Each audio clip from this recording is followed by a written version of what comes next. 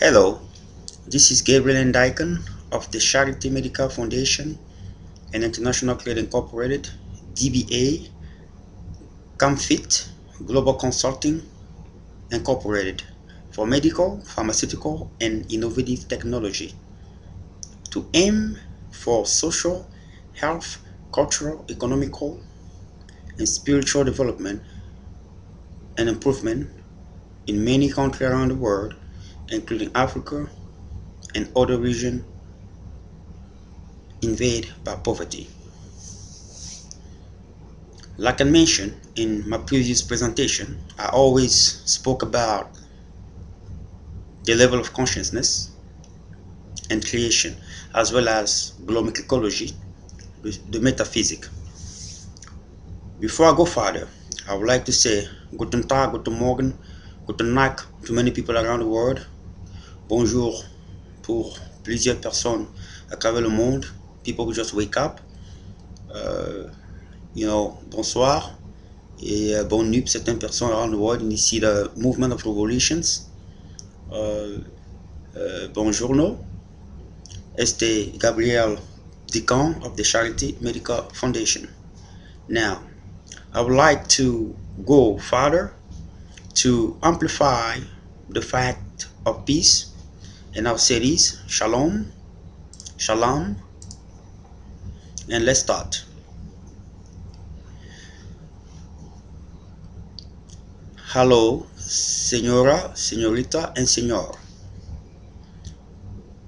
My company is mostly diverse in many aspects of life and covering many subjects that are enhancer for improvement in many disparity that exist in the society in the global spectrum. So I'm going to start. The topic of the presentation tonight will be,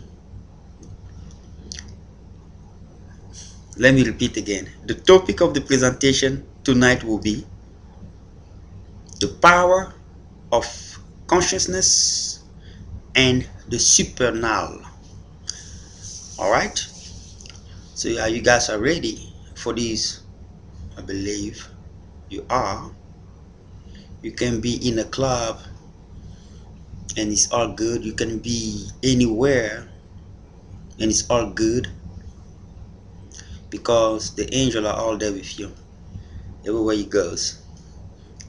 But they just don't do what they believe is stupid. I say again, what they believe is stupid that you're doing. That's all. So now our world is moving into a new spectrum with many diseases, with a lot of issues and war and differences that people have around the world, and rejections, as Lucifer is doing his work. My company aim and focus is to bring the truth, to revise and remodel the way people are evangelized in the world. I'm bringing the truth. I'm not changing the methodology of teaching that exists. I am bringing more clarification. And that's all. I don't want people to think that this guy is coming with a kind of new teaching that we don't comprehend. You just have to remember that during the time of Jesus Christ, when he brought the New Testament, people didn't comprehend it. Well, people want to say, but you're not Jesus Christ. What are you talking about? Yes, I'm not Jesus Christ. But I use the same book that you use to ask your question about I'm not Jesus Christ. That book said this: go and evangelize people around the world. Spread the word. That was when it was ascending, right? So he's saying to folks, you go and do the same as I did. So I can come here today and say I'm clarifying bringing some new information. And everybody have a mission in this earth, and I'm doing my mission in this specific time, in this specific era, in this specific location. And then when the next stage of my life occur, I'll be moving to the next to that next one, and so forth and so forth. So uh, it's about doing exactly as the people who have served God before you have done, and set up a standard that must be followed accordingly. That is all.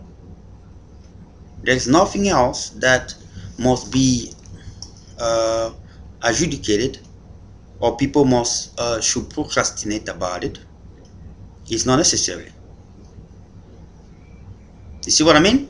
So it is a concept that must be emphasized to regulate our way of thinking accordingly.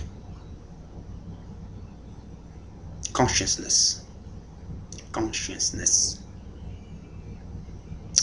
The consciousness structure involve the subconscious and the conscious. The conscious is again your natural mind, and your subconscious is your spiritual mind. Your conscience as your natural mind control your intellect, and your subconscious in a metaphysical way control your conscience, and it is again your spiritual mind that connect you with the supernal. The supernal is the world that is beyond our world.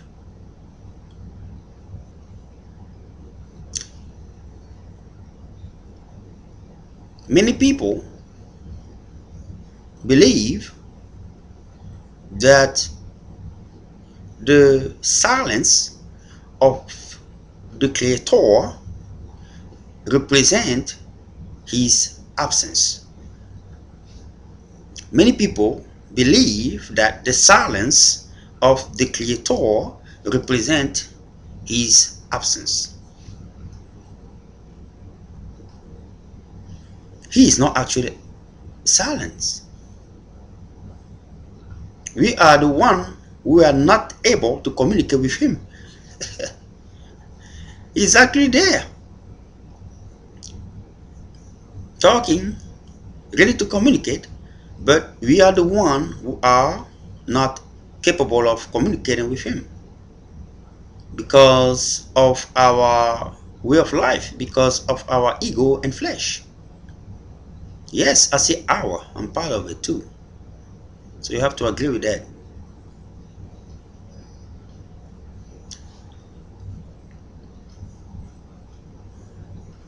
You cannot believe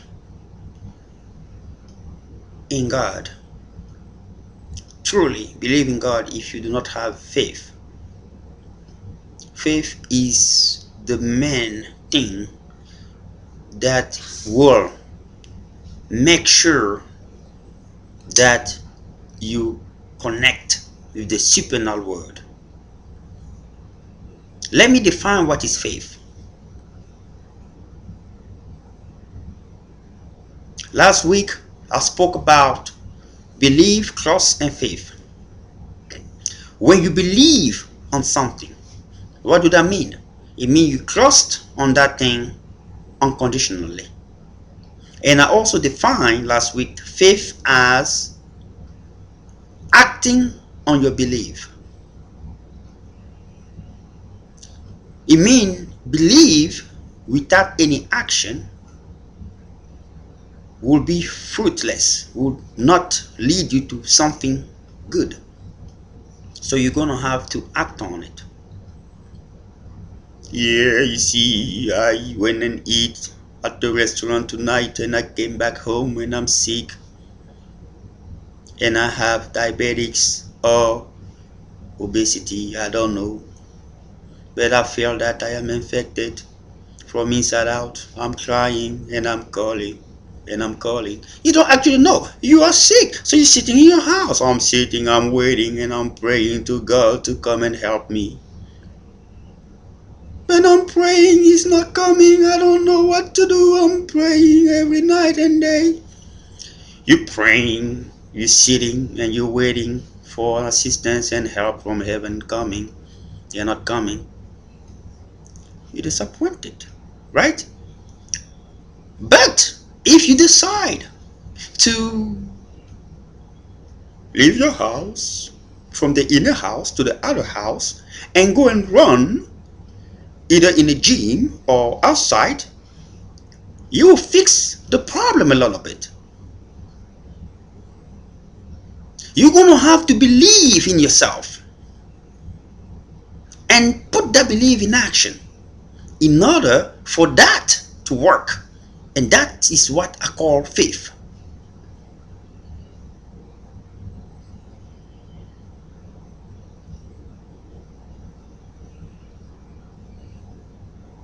You believe in something that is unknown.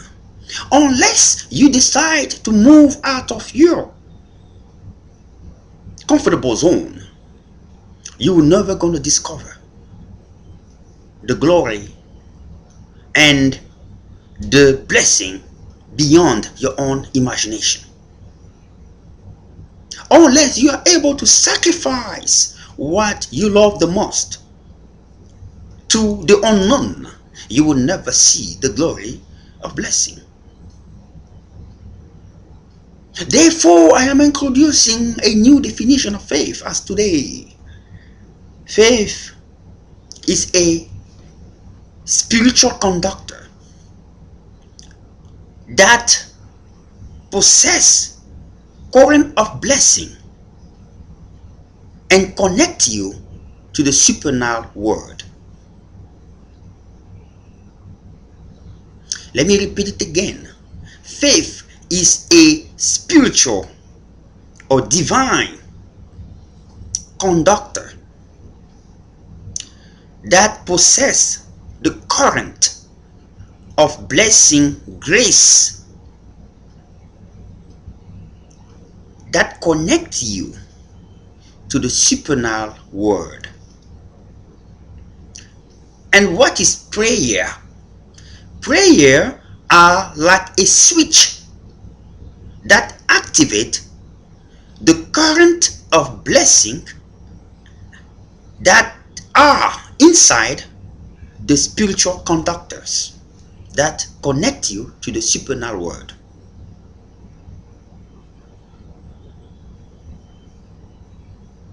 Let me repeat it again.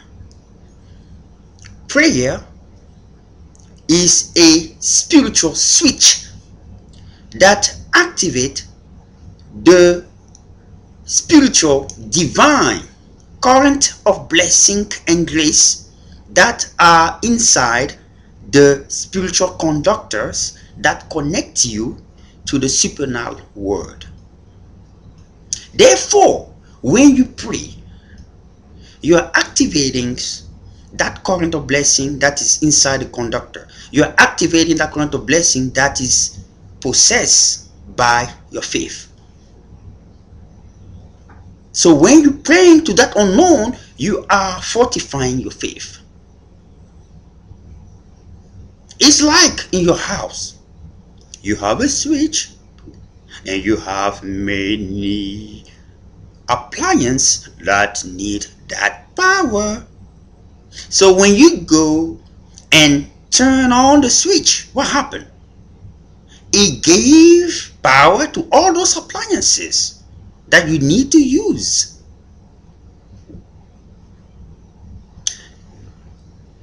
That is the same way the current of blessing of the Creator is there to provide into all your needs in your life. So when you pray, you are activating that current of blessing in all and every aspect of your life. That's exactly what it is.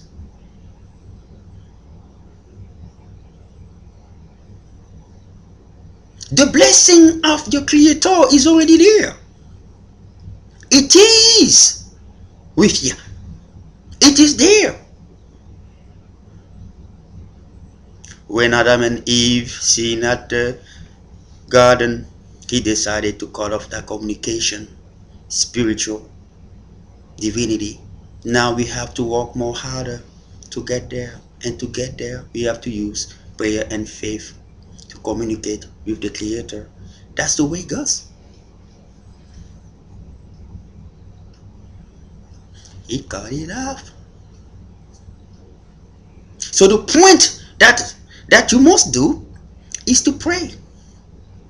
When you pray, it's like a switch that activates that current of blessing, that flow within you, that will flow in all aspects of your life, like those appliances that need that current. When you turn on the switch. When you turn off the switch, what happened? No power to those appliances. So when you don't pray, I've been praying once in a while, once a month, once a year. When I have problems, now I'm praying every night, every day, every night, and nothing is happening. What's going on with me?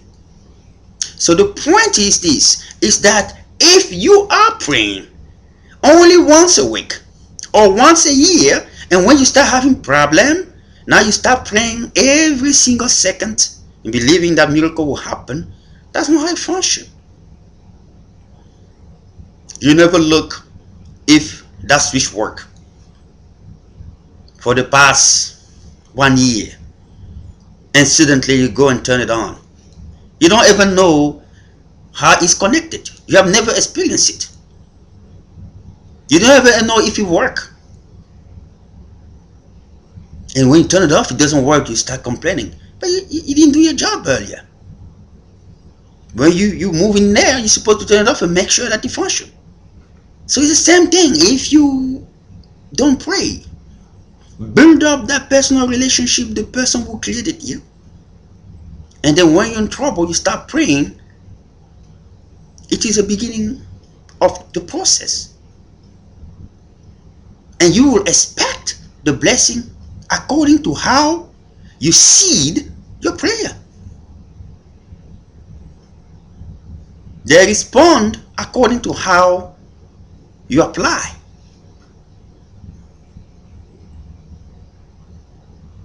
That's all. They respond according to how you apply. Now I'm introducing the strength of your faith.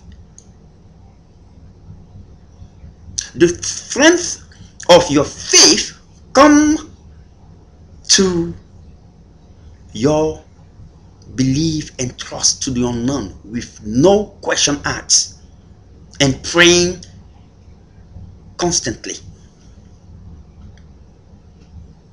Because when you pray constantly and you believe in on that unknown that you don't see, nobody see the current. Can you see the current? The only time you know that the current is there is when you touch it and then you get electrified.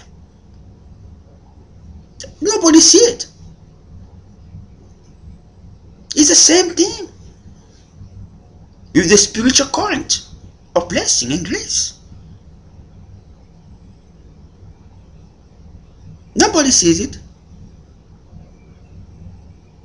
But you can see your spiritual conductor when your faith go in place. If you go and run and lose weight, you know it was my faith. What you see the conductor, right? When you go out there, you can see the conductor, but you cannot see the current that flow inside. You can see the result of your faith that carry those conductor. When you go and run and you lose that weight, like, oh, now I look good for that man or for that girl. Now I feel happy about myself. Because you believe in yourself and you went and do something that you were not sure, you didn't even know if it's gonna work. The heavens, the creator, and everyone who work for him, they will support you only after you do your part. Because I have people out there, they think when they're going to say the name in the name of Jesus Christ, everything will happen. In the name of Elohim, everything will happen. It's not like that. They are not abracadabra, whatever you talk about. They don't do stuff like that. You have to walk your faith through. You have to pray. You have to build that personal relationship with the Creator in order for those stuff to happen.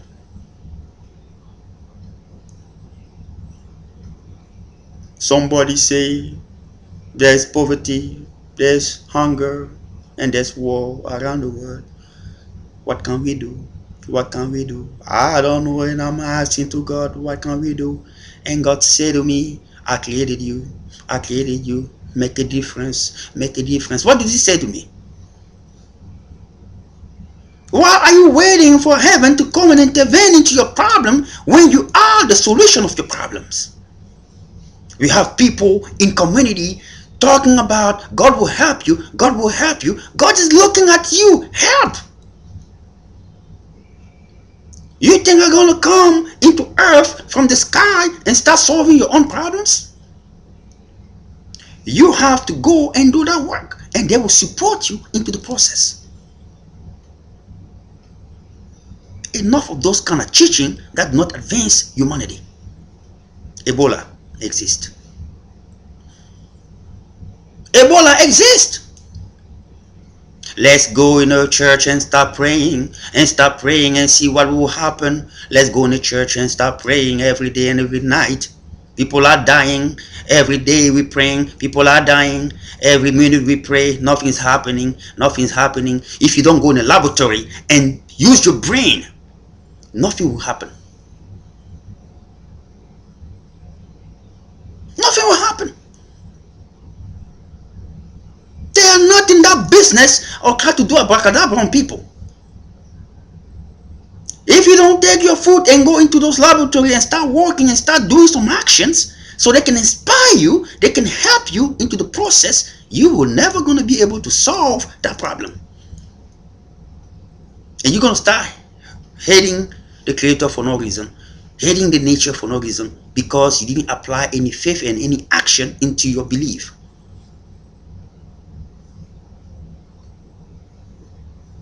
That is the support of my argument.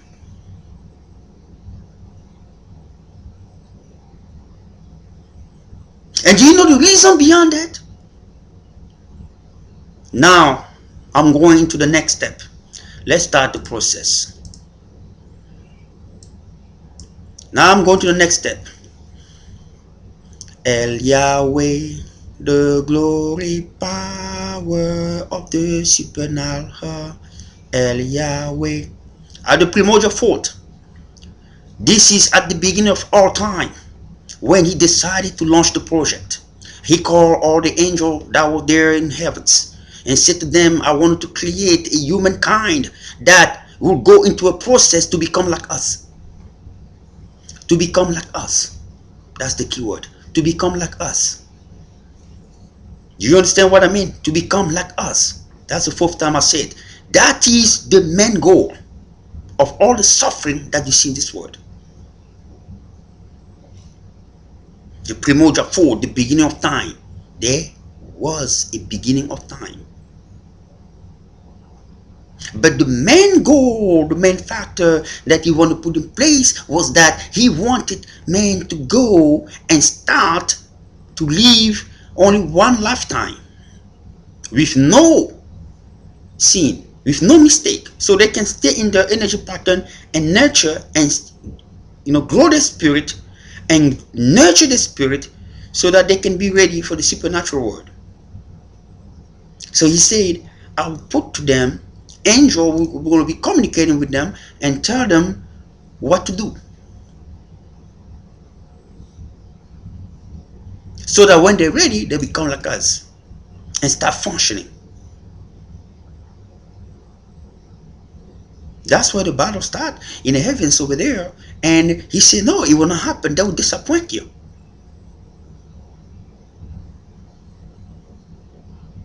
So then the covenant between them started, and they said, Lucifer said to God, I will challenge them to prove you that I'm right. I will challenge them. That's the reason why there's suffering in this world. That's the reason why if you don't take any action, there's nothing that will happen. Because God is in the business of trying to see if people have faith on him. And the Satan, the adversary, is in the business of trying to prove that people don't have no faith on him. That's why.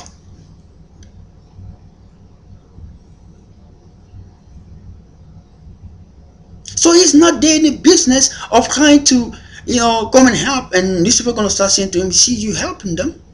I told you, you're not right. Why do you want God to humiliate himself for stuff like that? So when you see people suffer, they're suffering, just pray for them a little bit and move on.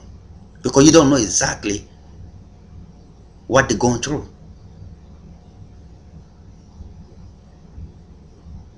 Where's God? He's there. What do you want him to do? Lose his glory because he wants to satisfy an individual who don't want to have faith? And Lucifer will going to come in his court and say, look, you have this, you have helped this guy. You change your word. He's not the God you say you are. You want God to be like that? Because of somebody who just believes in himself? He's never going to do that. So when you have the suffering, you take the suffering the way it comes, and you hold that cross in your shoulder, and you say, yes, thank you, God, and I try to build my faith to move on into this, and I know if I succeed, you're going to have enough weight to say to Lucifer, let go. Now, he won.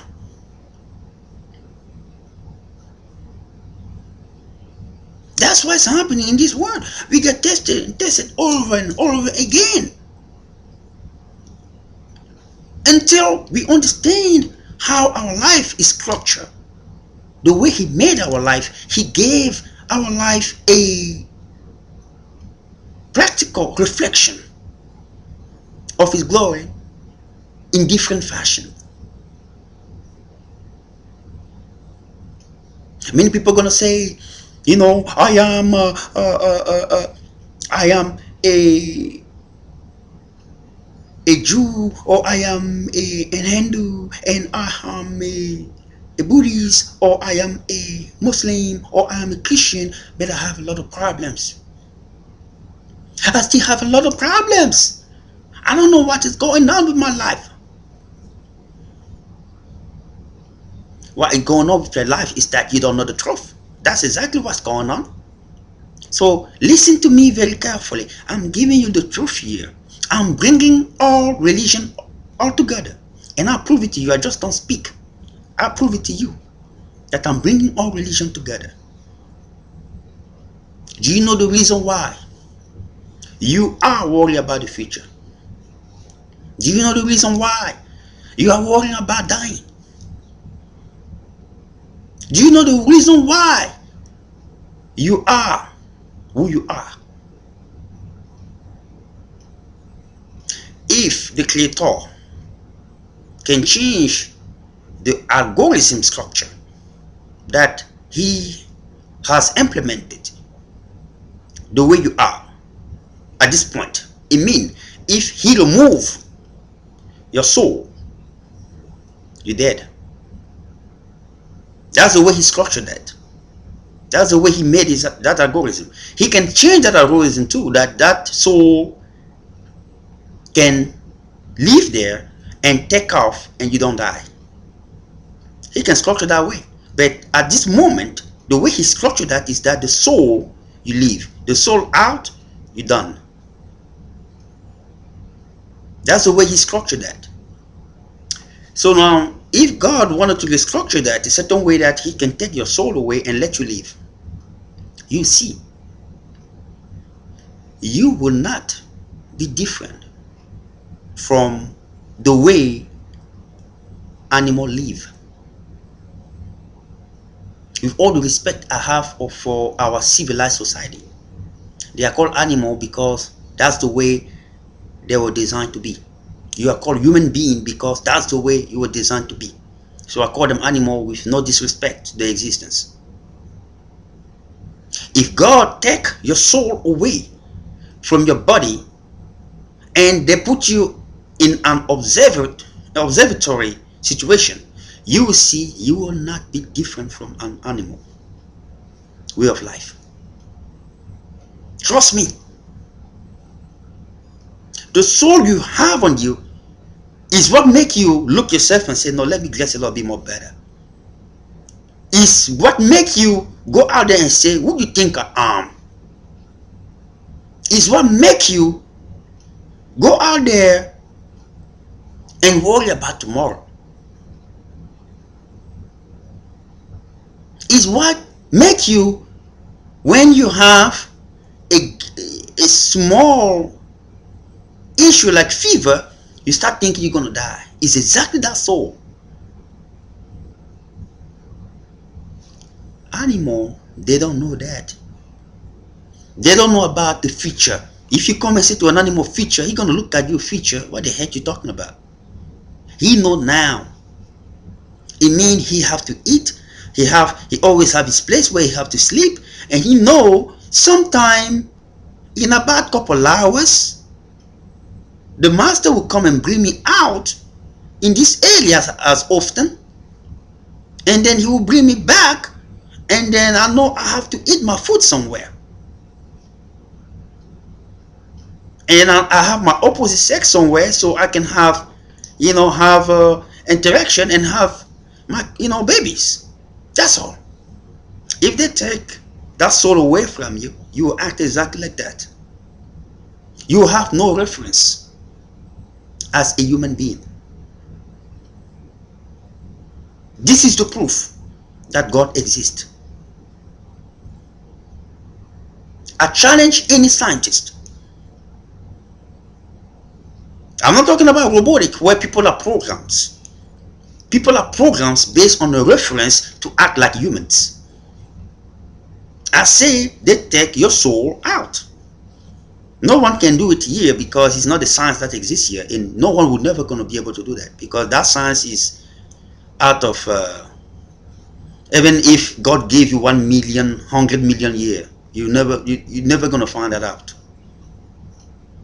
because those are sacred mathematics, key lock that is only accessible by him. Period. No question asked.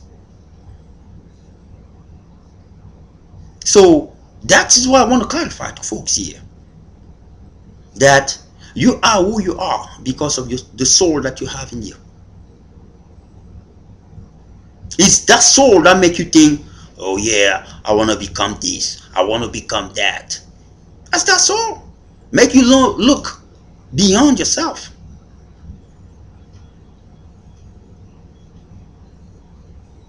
Beyond yourself. That's exactly what it is.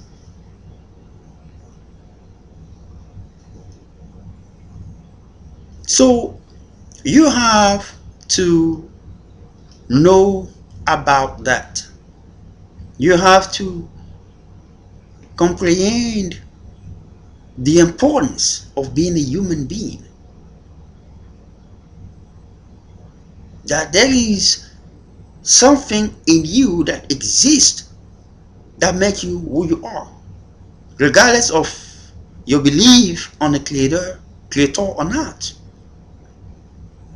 And that's the reason why we have suffering, we have problems. You have suffering. Why you have suffering? Because when you were created at the primordial fold, that's where the process starts. You started clean. You started clean. They call it spiritual cleanness, like a spiritual baby. That's how you started. When you start going into your journeys, you start adding problems. Like in this lifetime, you start adding problems. You're not pure anymore. But the design want you to come out pure. So the design will fix itself within in order for that product to come out good, the way it was programmed to be. That is the reason why you have the law of the universal balance. You have the karmic law that exists, that Hindu and Buddhists believe in. That's one portion of God power, of the supernal. Now, when you are in your journey, when you are reincarnated, if you have not reached your final destination yet, after you become the way you would design, perfect, ready for the spiritual world,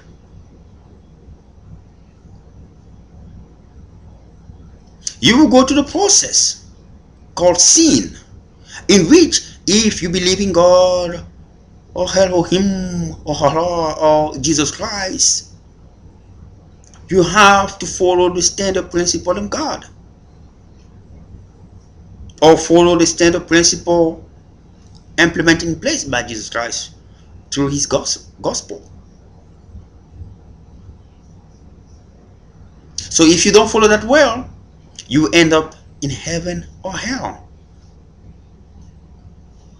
That is the belief of Christianity, Jew, and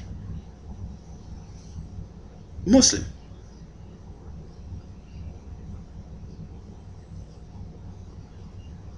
Do you see that correlation?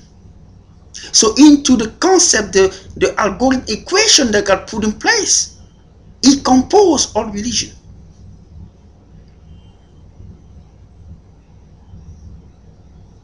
But the way he did it with Jesus Christ is that if you can manage every single present journey well, using the standard principle and law put in place by him, by Jesus Christ, what you're doing, you are building a better dossier for your next chapter, and you also saving that specific soul to go to heaven.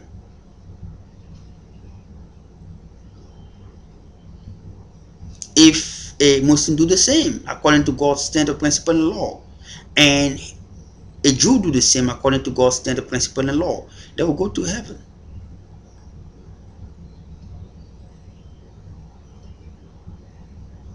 If a Hindu or a Buddhist do the principle, standard, and law of the cosmic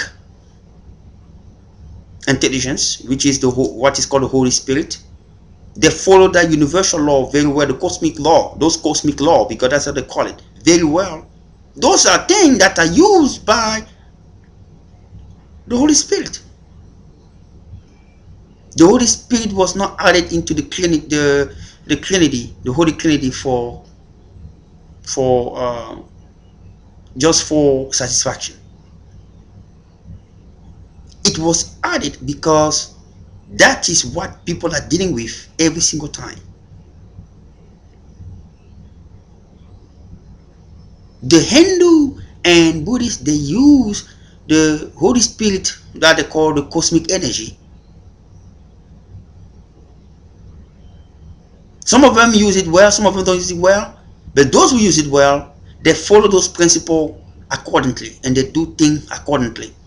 They reduce the karmic debt, which they do less sins by doing that. Jesus Christ have not teach anything that is different from that. He just brought it to a different kind of understanding. There is only one God for all those religions. People call him different name, but there's only one. The Creator.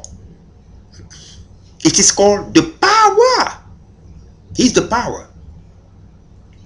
He have the name of Elohim, Yahweh.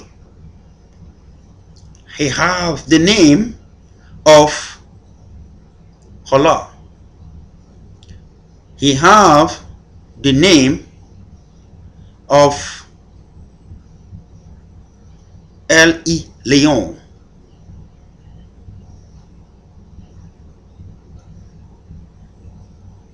He have the name of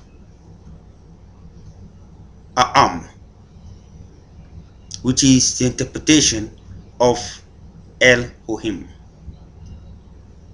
It is the same God. He also have the name of the supreme architect of the universe.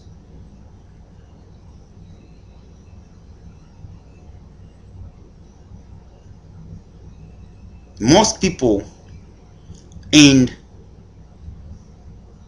the supernal world, or people who live here who have the knowledge of the supernal world, they call him the power, the source,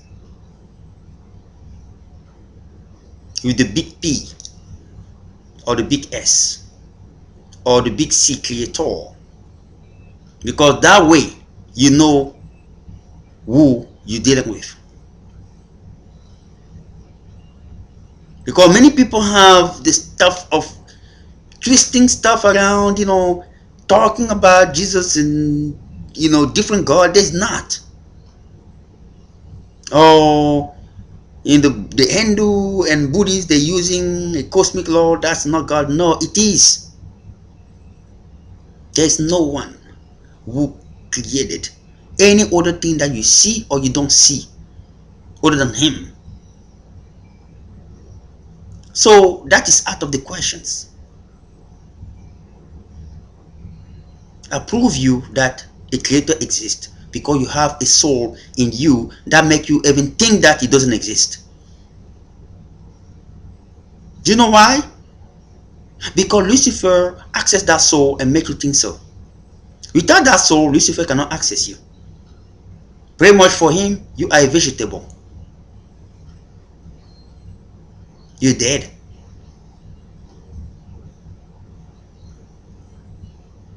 The soul you possess on you is what makes you who you are. Is what makes you very important in the eyes of Lucifer. So when you start thinking God don't exist, it's because you have that soul and he penetrates your mind, your subconscious, and make you think so.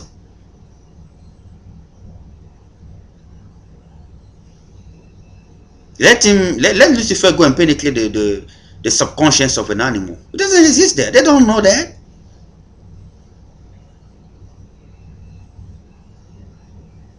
You're gonna see a cat meow meow, God exists, meow meow, God exists. Maybe you living in a different world. Or you're gonna see a dog, war, God exists, war, God exists. They don't know that. They don't know those stuff. When they say war, they say I'm sending friendship. Can we be friend? That's what they mean. When the dog say that, do that. Because God sent them here to be in companionship with humans.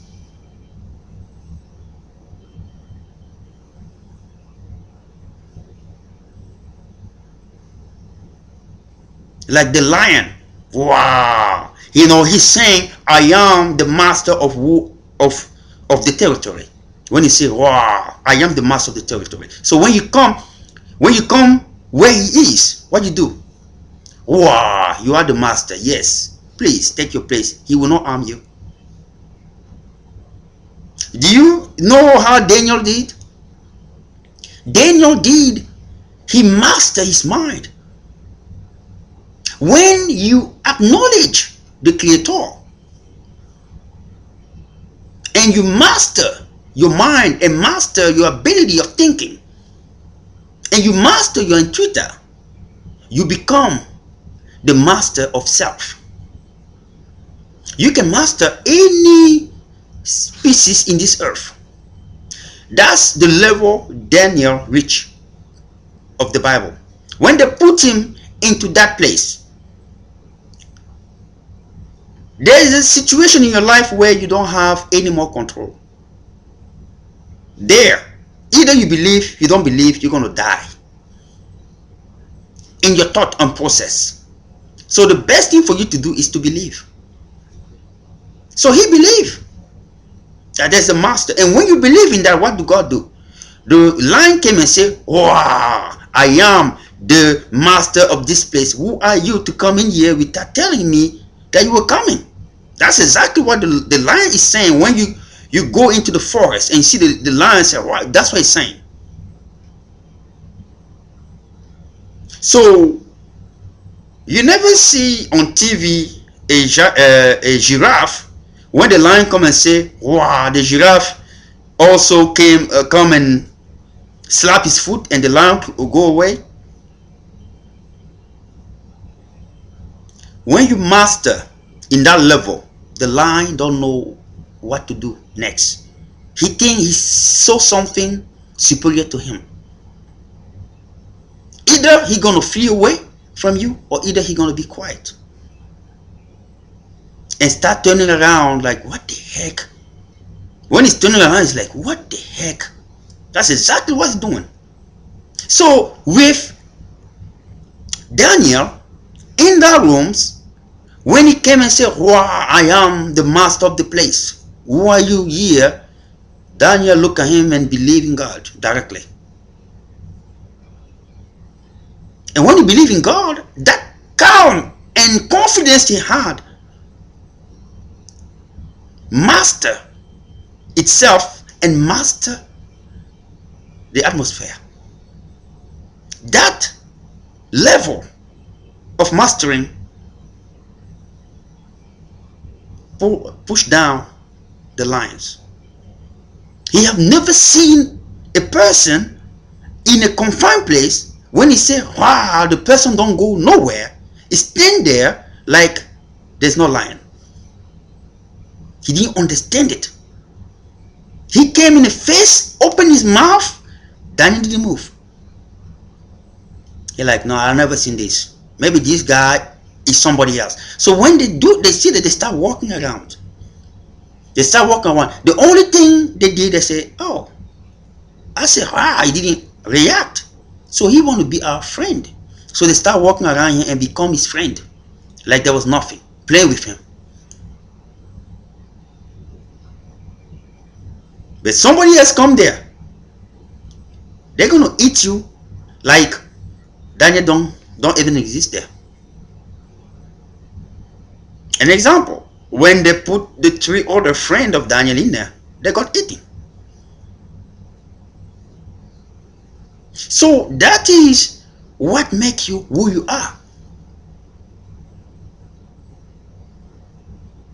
The serpent. I like to be quiet in my place. Don't bother me, please.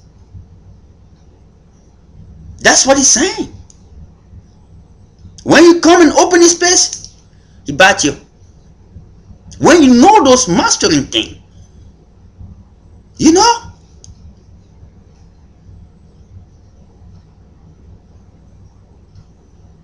I like to be quiet in my place. You can go out there. Don't bother me. You know, you come there and bother him, you're going to be beaten. That's how they were created.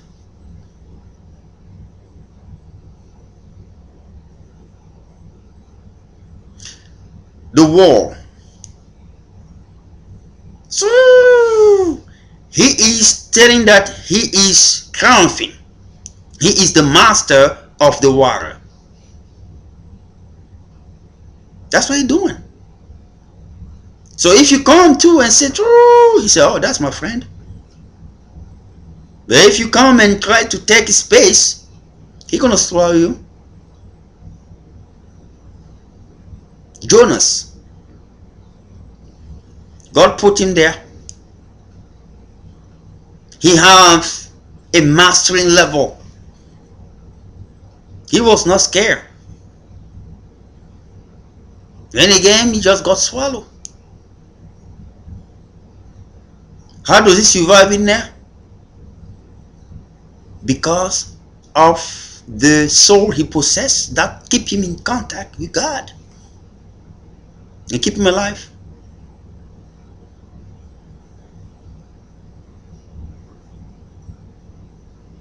And they were rolling, and the wall was like, what the heck do I just swallow? He kept moving in my belly, so let's throw him out. God have 18 angels that protect earth. He have 18 angels that protect the water. He have 18 that protect earth as a wall. I'm not talking about guarding, guarding angel. And he have 18 that protect the fire. It mean the elements, spiritual element of the universe, the energy that surround our universe. That's the work. It mean they protect that solar energy that rise and all this stuff. The ozones.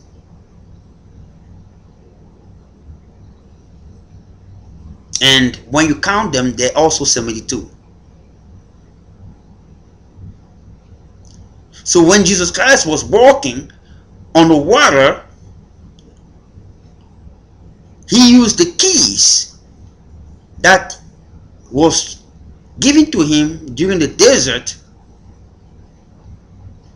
journey. And those angels who control all the water were able to put what they call a spiritual route in which he can walk on through his faith, because he believed in that current of blessing and grace, which include protection and every other thing, was able to flow and activate those angels around to make those actions happening. And when Peter came and fall down, he said, Peter, with no faith, your lack of faith brought you down. Because your faith is what makes those angels keep you up there. Keep that, Holy Spirit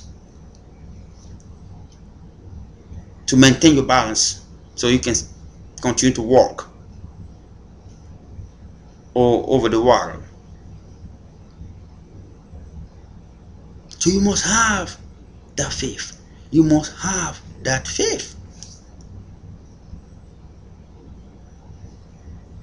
I am talking to folks today, and I'm telling you that you have to be able to not only comprehend that you were sent in this earth to do exactly what you're supposed to do. Don't say that I'm so cute, I'm so powerful, I have this, I have that. No, you have all that because God wanted you to be exactly where you are. You are programmed like that based on your past karma and the future life that you will have if you have not reached your final destination yet. Depending how bad your past life was, you gotta do good. You gotta be able to do good in this present life. Use Jesus Christ's principle, standard, and law to do good. So when you do that,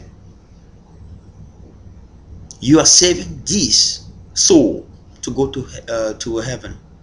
Your soul will go somewhere, this present soul. So every single soul that will derive from those reincarnations will go somewhere. It means you will meet the people of the generation you have seen in this earth or you have heard from. Ah, I thought that you were in heaven, so you're in hell here with me now. Oh, I thought you would be in hell, but you're in heaven with me now. That's exactly the way you're going to see people acting. Because our assumptions of generations stuff is that we judge people superficially. And we think that we know people, or we can talk about people, we can say stuff about people, so we know them.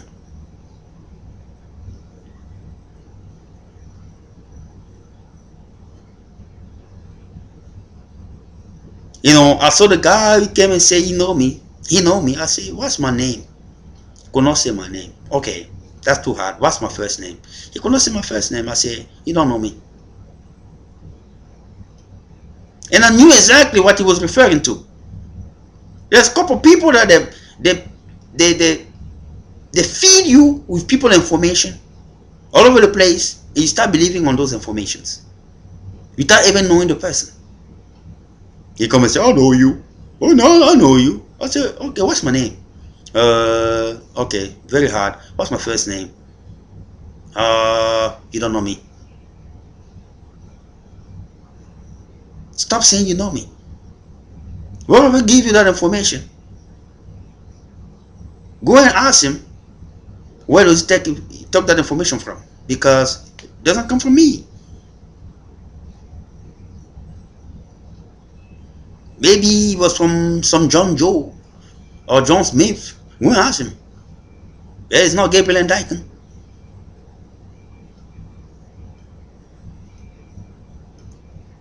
You see what I mean? So every single generation will meet. I mean, people that you saw in your life, you'll meet some of them.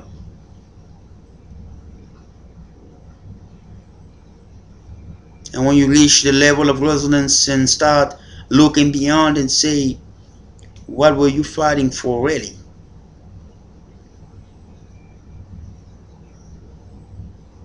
The algorithm that is put in place, that was put in place, was an algorithm of making man reach perfection. It is an equation in which your soul was put in, and it must come out perfect. So anything in between will be compensations,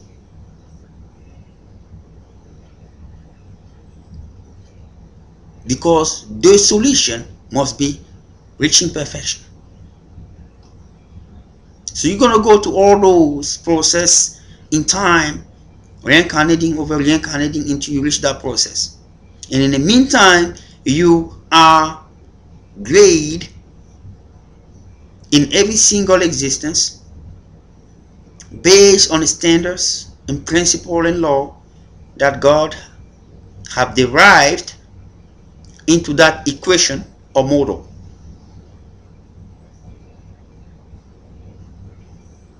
And that's why, using the standard principle of Jesus Christ, you'll be able to reach that, because he did in only one lifetime. And he was prepared for the spiritual world to take his place in the kingdom. It is also for you.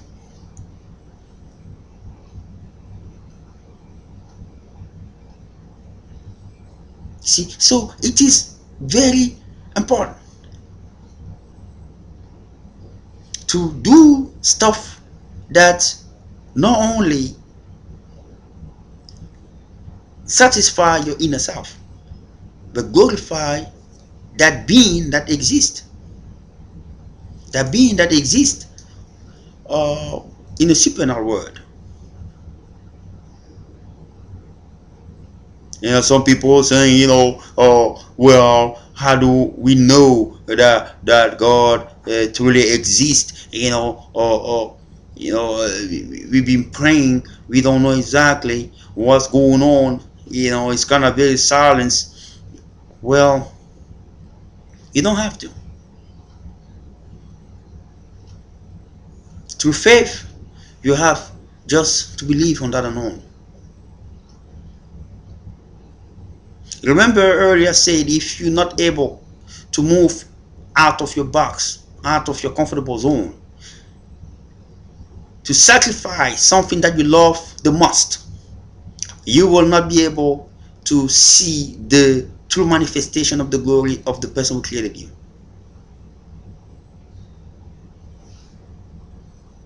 If you are not able to sacrifice something that you love the most, there is a true story of a pastor who went into heaven when he died, and God was able to grant him another 20 years. He was a multimillionaire who had about $150 million.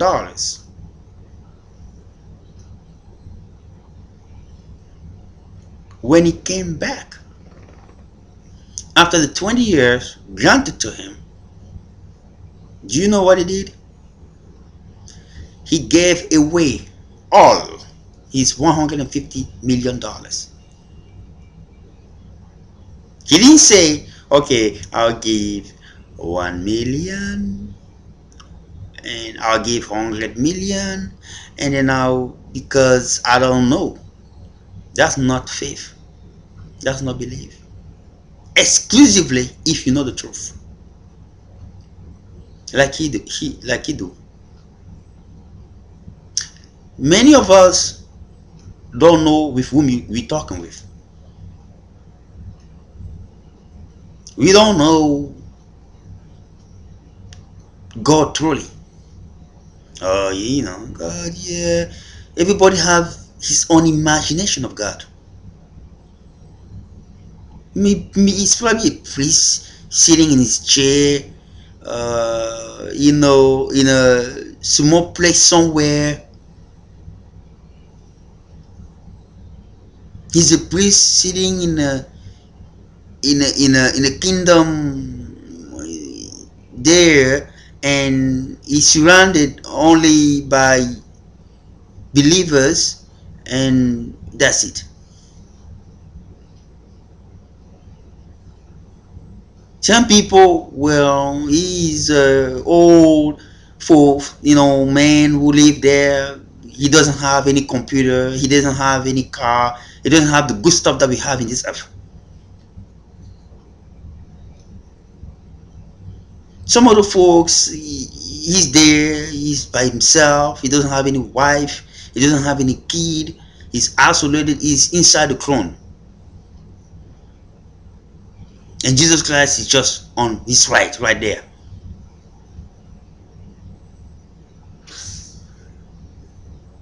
Some people, there is an energy out there that was made in a certain way to control itself, without being controlled by somebody else. Some people, there might be a high power out there uh, that cannot be proven yet, but they believe that it can be proven in the future as problem resolve itself. Those are the people that the same God created. Oh,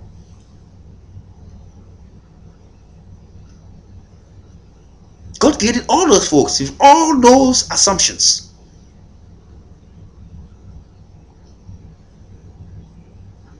Do you see how funny this thing is? Yeah, I mean, it's kind of very funny, isn't it? But let me give you the truth here. Do you believe that when a computer come out, Bill Gates will go in the store and have Surface 8 like you do? Well, let me tell you, before Surface 8 come out, Bill Gates already used it 5 years ago. Before Apple whatever number come out, the CEO or elite of Apple already used that products 3 years ago. You can call them. You go in those houses, you're gonna see, if you go to their houses or their yards, you're gonna see some technology that is not out yet. Because they have to test it to make sure it works before they can put it out. And that's one of the main reasons. They have to use it themselves. So they can experience it and say, well, there was a problem with this, no, that's it. So if men that were created by a being that's superior can do that, what do you believe God is?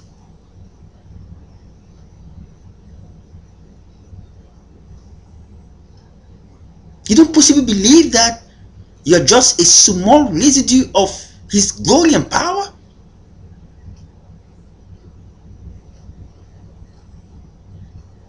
I gave you a very practical example.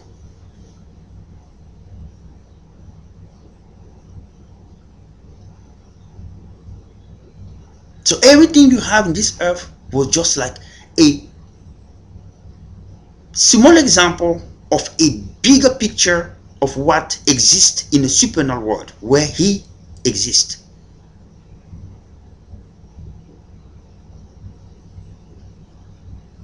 So God created something and He stayed with the residue.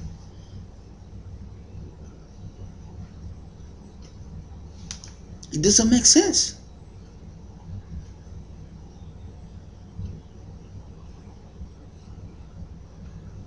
No, He created something out of it, His residue.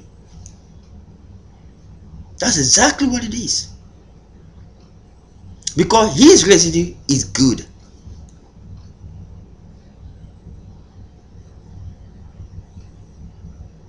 So He have what is more bigger than what we have. The first heaven where He live in a cosmology spectrum and ecology spectrum is not too far from the sky. It is in the atmosphere. That's where they are.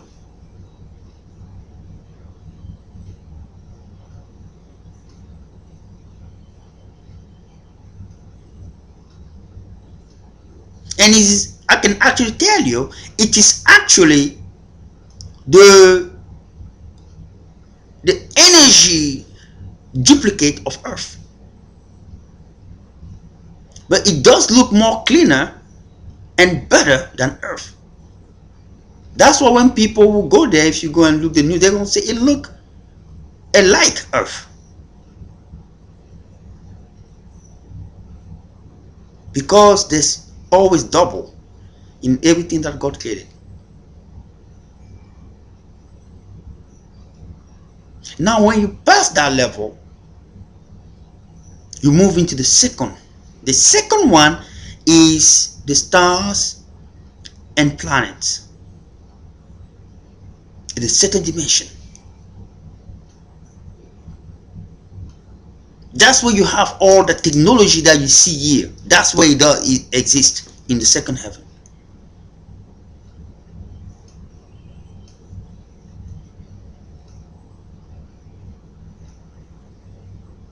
You have airplane that the technology that they have is so advanced that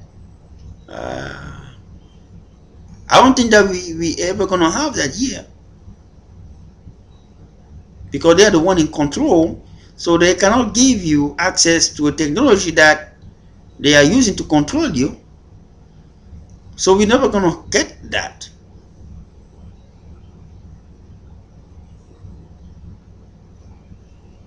Now when you move, and actually that is actually 185 billion of trillion miles away from Earth, in the physical world. But in the spiritual world, is less shorter.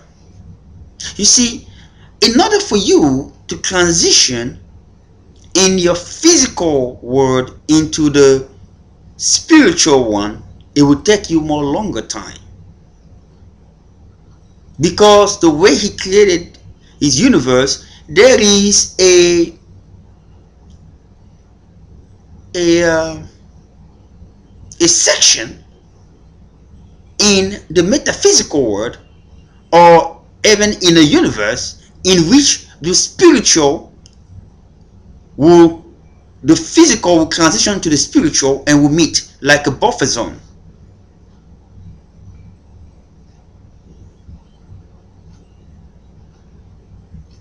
185 billion of trillions miles away. But in the spiritual world, you get there faster, because you know why? Because you will be reasoning with a different form of body that will commensurate with the reality and the vibration of that dimensional plane. So you go more faster. And when you go more faster, you get there faster.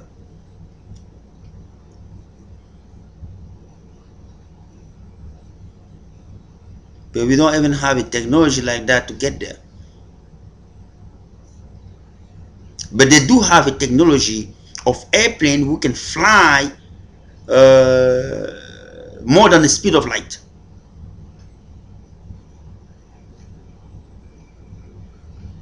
They put in that airplane that fly more than the speed of light. I'm pretty sure by the time they get there, your body gonna be dissipated.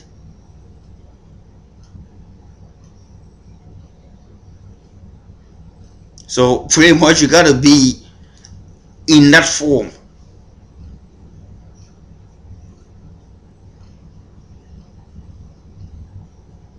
So now after that, the second heaven, now you move into the third one. The third one is the high level.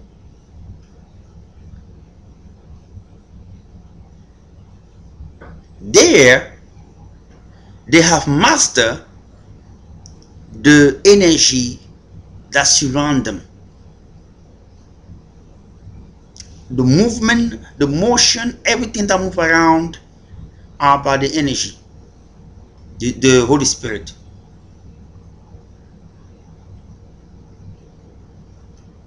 And it is the source of the true light. It is the source of life. And I was doing some study. I realized that the vacuum exists not only in a space, not only in the universe, but the vacuum exists within us. When God say we are the kingdom of God, the kingdom of God lives within us. Let me explain it to you in the physical world way, using physics concept and chemistry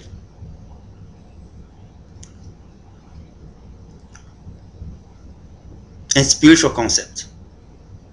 Your body have what? Your body have what is called the aura. That is an energy that surround you, that is propelled by your body. And your aura have a certain structure, and your physical body is part of it. Like I explained before, your physical body have 12 entrances where you can be blessed. When people are blessed in their head is one of the entrances. And you can be touched by the angel or by God in those specific entrances. And the 12 entrances of your body represent the 12 entrances of the third heaven. each individual person, regardless of what faith you are or what religion you are. You're created by one God. So He designed you the same way. Your faith is your business.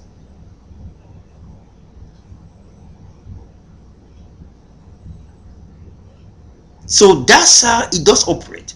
Now, after that physical body of yours, you move in that aura, you move in the astral body. The astral body is the body that is composed of the 7 vital center entrances. That is where you receive all your blessings from the astral chart. The astral chart is a structure that was designed during your time of birth. The influences of the planet during your exact time of birth, that will have an influence in your life as you live in this journey. And they structure that as your star of influence. And through that star, that's where God designed earth. He induce all the blessing into your star, and from there, from your star, it come into you into those 7 entrances. They are called the chakra, the vital energy centers that penetrate your body. You have the blessing of money when you have a job. It comes from there, from your astral, from your star. When you have a woman, you have a child, it comes from there. You have a thing are going into your life, even difficulties, it comes from there. So what the demon does, he does impact that vital center. He impact your aura. He disturb your aura. Because by disturbing your aura, you will not be able to receive well the benediction from those 12 influences, and as well you will not be able to benefit well from your astral blessing, because when the structure is disturbed, the energy is coming but it doesn't know where it must go because the path has been disturbed by evil forces, and you start having problem in your life.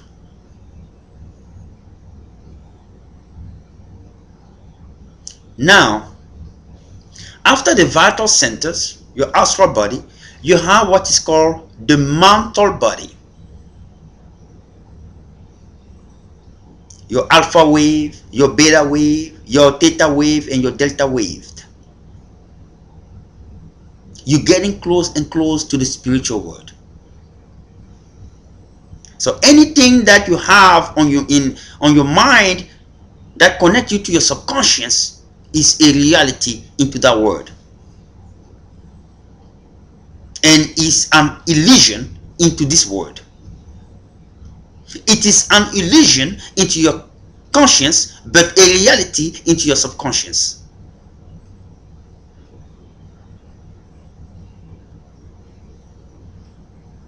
And because it become a reality into your subconscious, you are going close and close into the spiritual world. Now, after your astral body and your mental body, it is the spiritual body. When you are focusing, you are praying,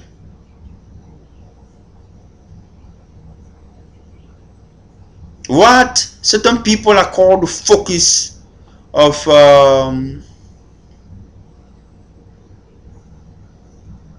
praying, like a Hindu or Buddhist, or doing heavy prayers,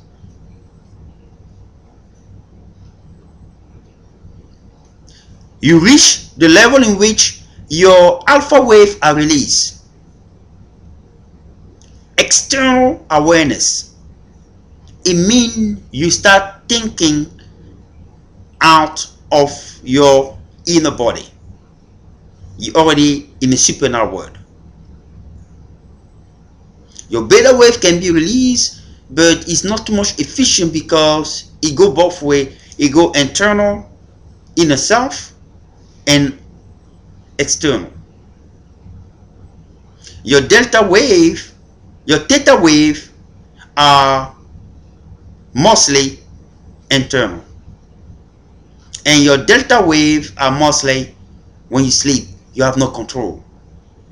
You are guided in the spiritual world because when you're sleeping, your your conscience is shut down. Your subconscious take over. And when you're navigating in the spiritual world, you don't have any control. You move according to the plan. And that's why wise people in the past say dreams are messages from the heavens. And they are right. Because when you're sleeping, your mantle is propelling delta wave. And delta wave is your astral body. It is your mental body. And your mental body is what leads you into the spiritual world.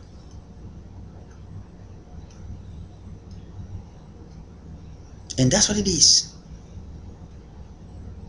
You don't dream stuff because you want to dream those stuff. You don't have that choice. Things just happen. And you wake up like, what the heck? You know for sure that if you were in your normal conscious, you don't gonna do that.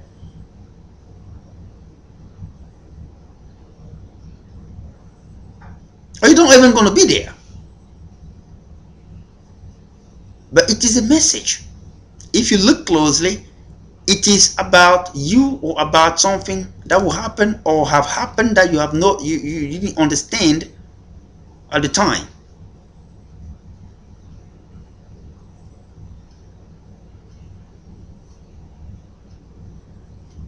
That's exactly how it goes. And then now 98%, 99% of all human beings, they all depend, they were all created by God using the stars, your planet of influence. For those who were born in the Milky Way, it means in a galactic solar or solar galaxy or galactic cluster with the star called the sun.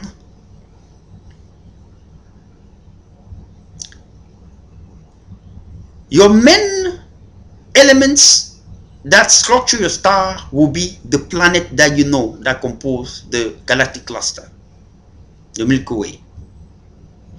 And those will have a direct influence on your star's structure. And all the stars that are correlated with the star, with the planet of Earth, will also have an influence on you, but not too much because it will be indirectly.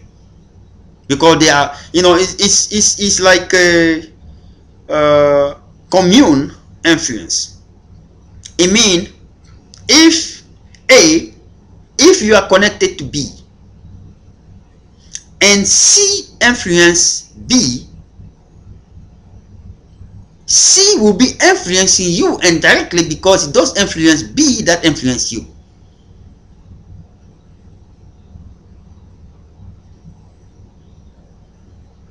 Because the impact of C on B change the influence structure that B have on you.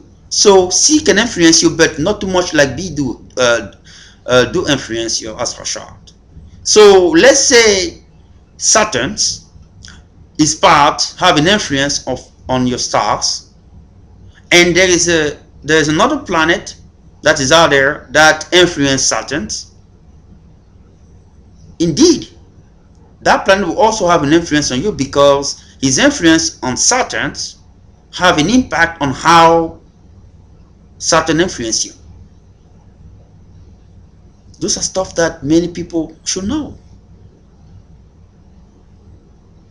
So that's what God used. And God is the one with the energy source he possesses that is very powerful, that control those stars and keep that energy constant so it can do its work and blessing.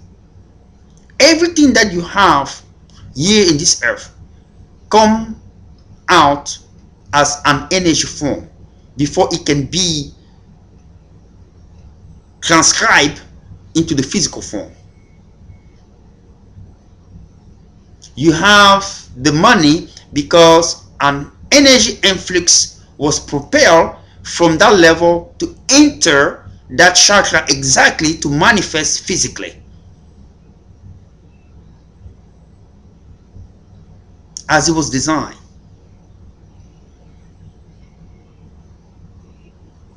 So all of us depend on a star, but the star are controlled by God, because it is the way the balance is. And that's the reason why we have to behave well, to keep our energy pattern on the right path and keep those planet energy in place.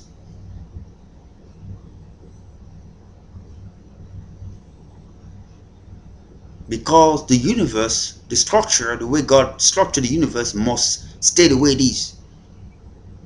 So we are the one going to have to pay the price if we don't function as it was structured or as it is structured. Everything is energy. Everything you have, kid, family, everything, house, everything come in the form of energy.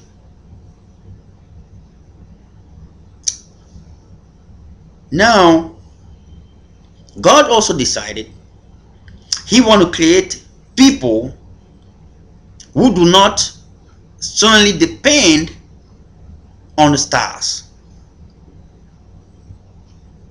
who depend directly from the source. But you see, the way he created that is that those who depend on the stars also depend on God. But they don't need God directly because everything was already given. So when you come here, God already gave everything into the stars. So when you have problem, it's because you have a blockage. Lucifer's work is to make sure that that energy don't reach you. So he will disturb your aura and create problems and become a blockage, so that energy don't flow well on you. You start having problems, you don't have exactly what you need. But that is not, I can say 98% of your blessing.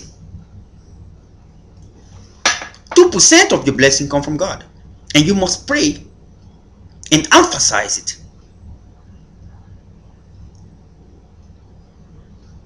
Now there are people that God created, and most people who depend on star, their life is about not bad because everything is already provided. They just have to believe. Those who depend directly to the source, they don't have to go to the star. They depend 98% into the source and only 2% to the stars, because everybody will get born in this earth going to have influence from the stars, from the planet. So you're going to depend on it somehow, but God is the only one who can design it, the creator, a certain way that all your blessing don't go through it, or all the blessing go through it. So he have chosen certain people like that.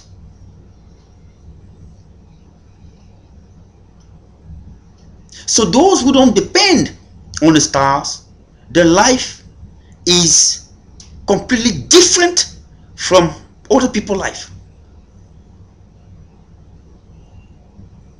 You cannot really derive what their life is.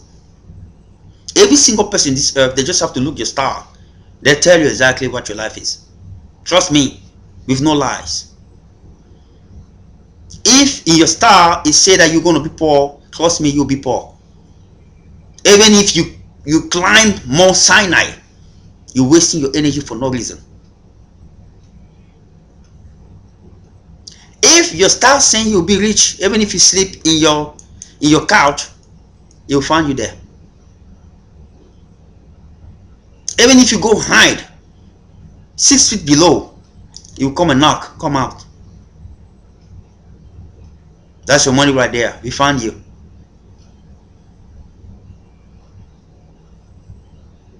But people who don't believe in stars, no one knows what their life is.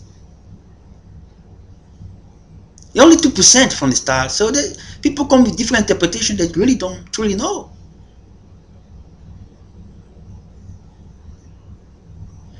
Those people are mostly the one that God used the most to do some of his work. Let me start. Adam was that kind of person. Adam didn't depend on the stars. They call those people the beyonders. The one that depend on the source. And in statistic, they are called outliers.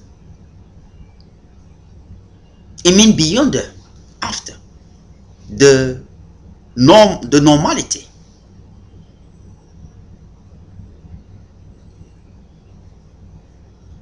Adam was a beyonder. That's why God said the right person was born into the algorithm of creation that existed in that time. So because the right person was born, I can start my work.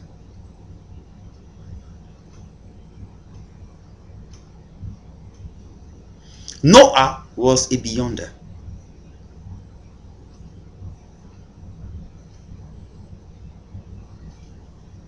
Abraham was a beyonder. All those folks, Moses, all of them, they were all beyonder.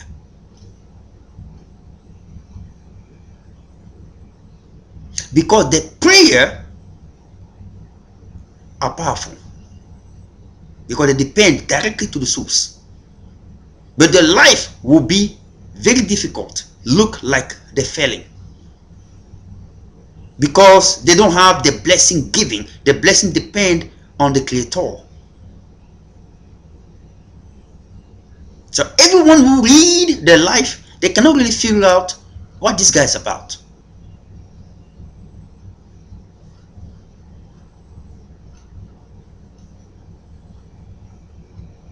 And suddenly you can see success happen. Or they can have their life like that into the time they live. But they will leave a big impact into the world. For the faith and belief. That's exactly how you saw the Moses and all these folks.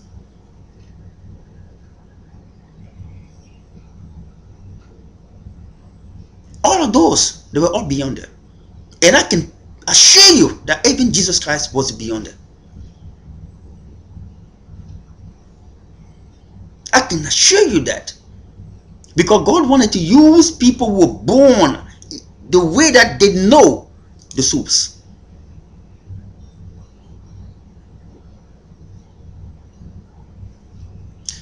Most people who are born who depend on stars, they don't have the level of love that people who depend on the source have for God. Because it's energy work, the spiritual world manifest in that regard. The way people meet.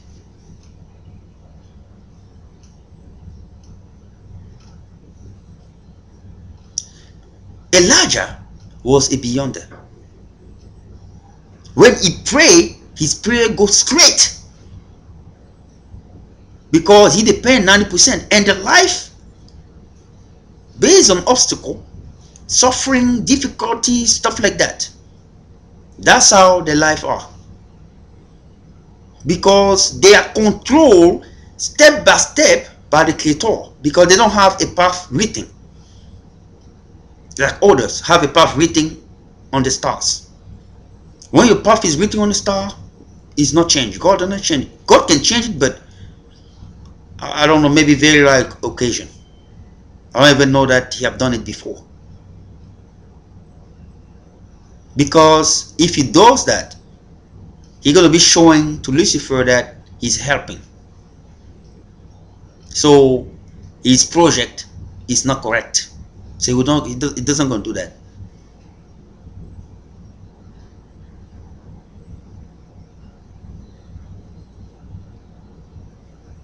That's exactly why we are going into certain situation. We don't understand people. We are all confused. That's how it works. That's exactly what it is. And people discover who they are in time.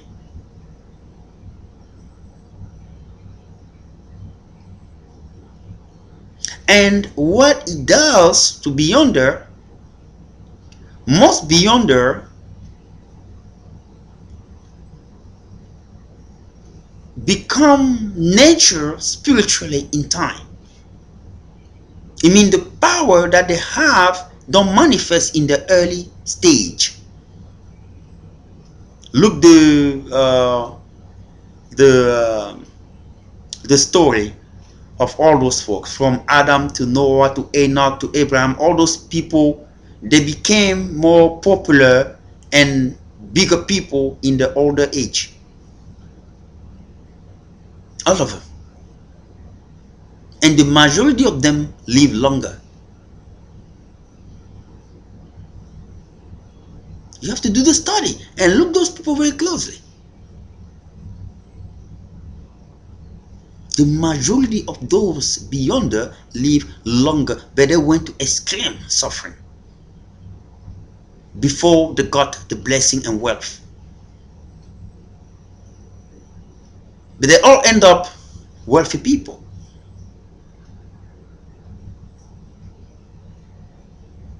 But they went through a sale of faith that require immense beyond trust to reach that level. So a person with certain specific characteristic that are sometimes impossible. That's exactly the myth behind that I just unveil that people have. It is God who designed his stuff. That's why most people call him the great architect of the universe. They know exactly what they mean when they say that.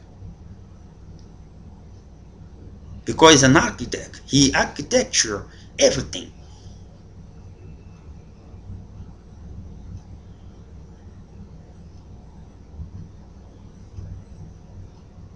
We just have to treat other people well. When I see people out there, out here, they're looking other people down and they believe they are better than other people.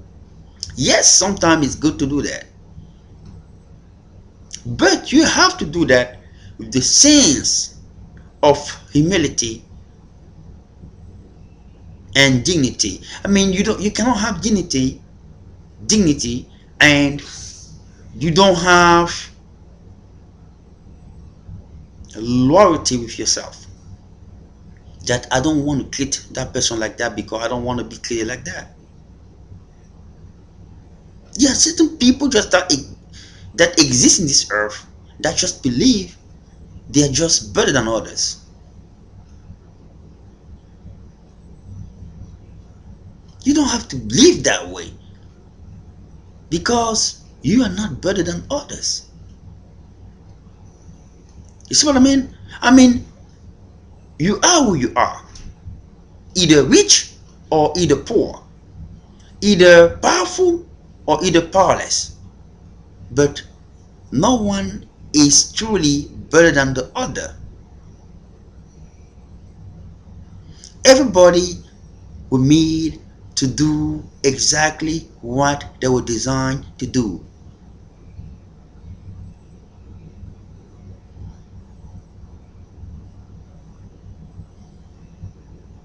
You exactly designed to do what you were sent here to do. You're going to see a beyonder, he have some difficulty, but his prayer can save you from a cancer that $1 billion you have cannot.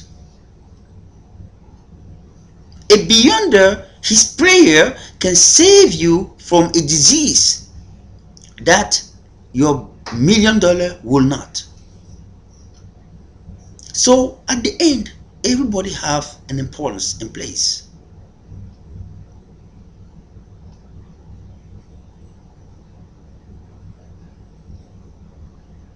It is time for the world to build their faith on a creator. I prove you that God exists. That's the reason why you can even think that it does not exist, because you have that soul in you that make you look beyond your own imagination. You think that God does not exist because he does exist.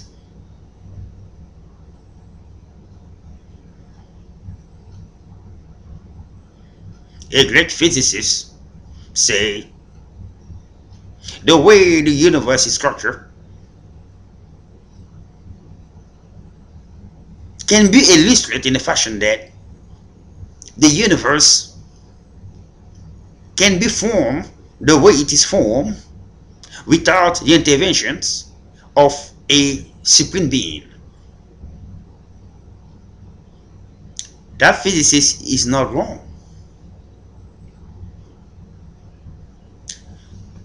The way God structured the universe is that he made it in a certain way of a high sacred knowledge that resolve itself.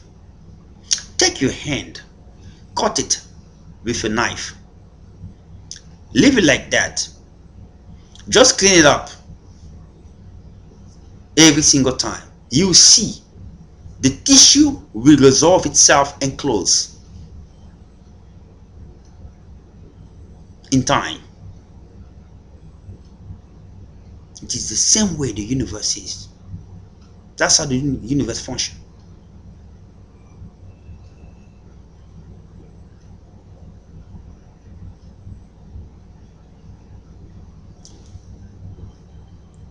Unstable tissue are taken out and new tissue are built, take place.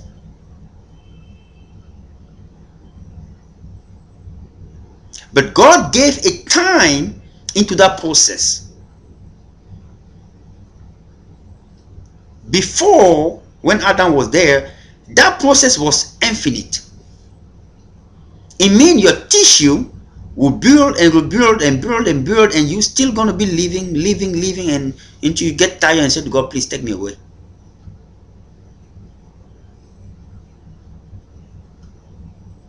So when God gave time to people like Abraham who live like 120 or longer, whatever, he gave more time, more energy into those cells to, and more time into those cells to replicate themselves above the normal time. That's what death is.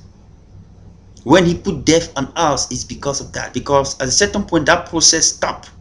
Or, and then when you start getting older, that process got reduced until it's silence as you get older.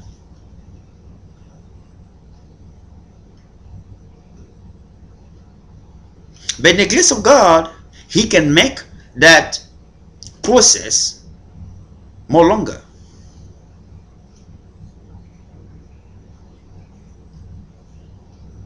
That's the reason why if a person of a certain age cut his hand, in order for that to do the same manner I explained earlier, it will take longer time. So more higher care, efficient and effective care in order for that opening to be cured. It's because the tissue are not functioning the way they used to, because the process is deteriorating in time as God programmed it. That's the way it is, and that's the truth.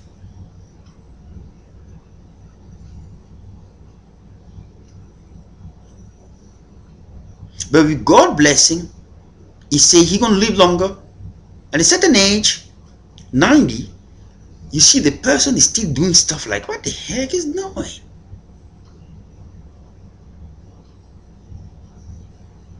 And God's come and say this, you have another 30 years. 120. How the heck? So that's how He doing stuff. And that's how people have to believe.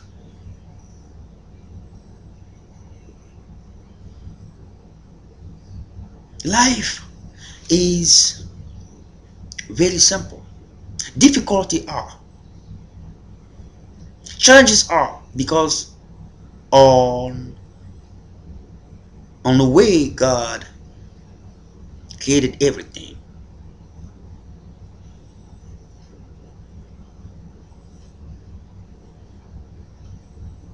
I have people who say, uh, the guy is making wrong decision. You don't know the person.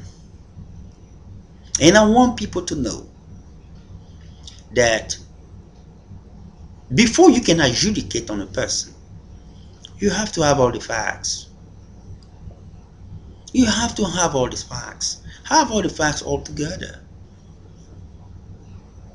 Do not come out with premature conclusions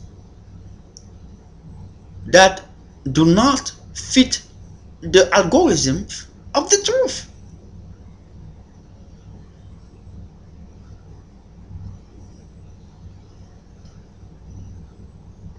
There are people in their life that has been set up according to the plan of God. But people don't know that. There are people that they set up and everything appear like they are the guilty one.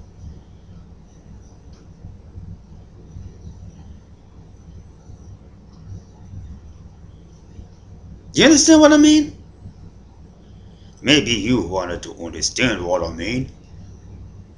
Do you understand what I'm talking about?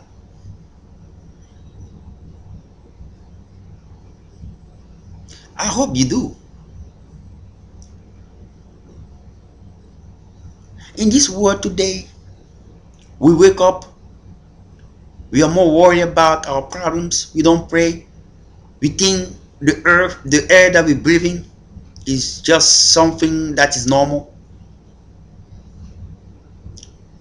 Wait, when God take that air away, you're gonna be looking for it. That's where you're gonna find out how good that air is.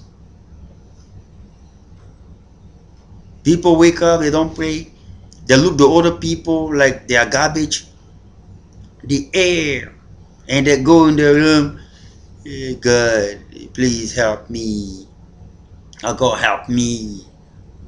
Oh God, please help me for today. If you really exist, thinking that when they say that God gonna show up right away, I do exist. Yeah, I am. The day you're gonna see that, maybe go play lottery the next day. You're probably gonna win $1 billion.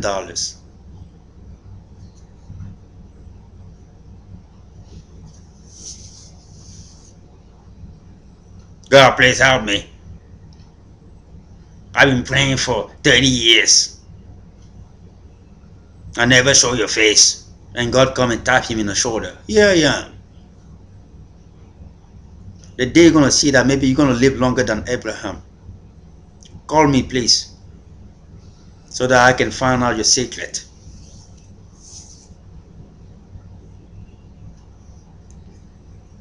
You have to treat other people right. Treat other people the way you want to be treated. Many people use chapters, verses from the Bible, from holy books, try to confuse people. There's one single thing. Just treat other people the way you want to be treated. End of the story. Well, I can't really do that, you know. I know nothing. Your know is your understanding. It's not generic. So don't try to put you know on everybody.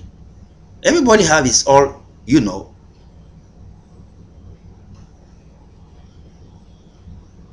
You come to God with you know, He's gonna say, I know not. I'm sorry.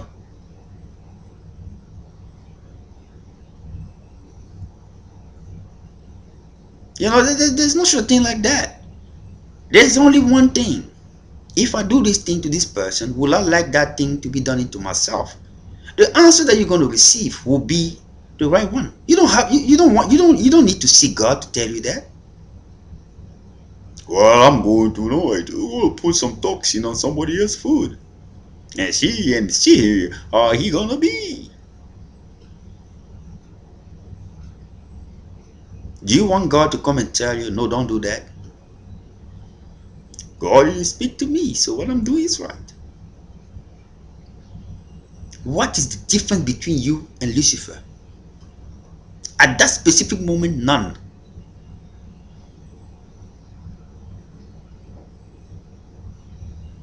But if you ask yourself, I'll take a minute. If I do this with this person, will I like that thing to be done into myself? No.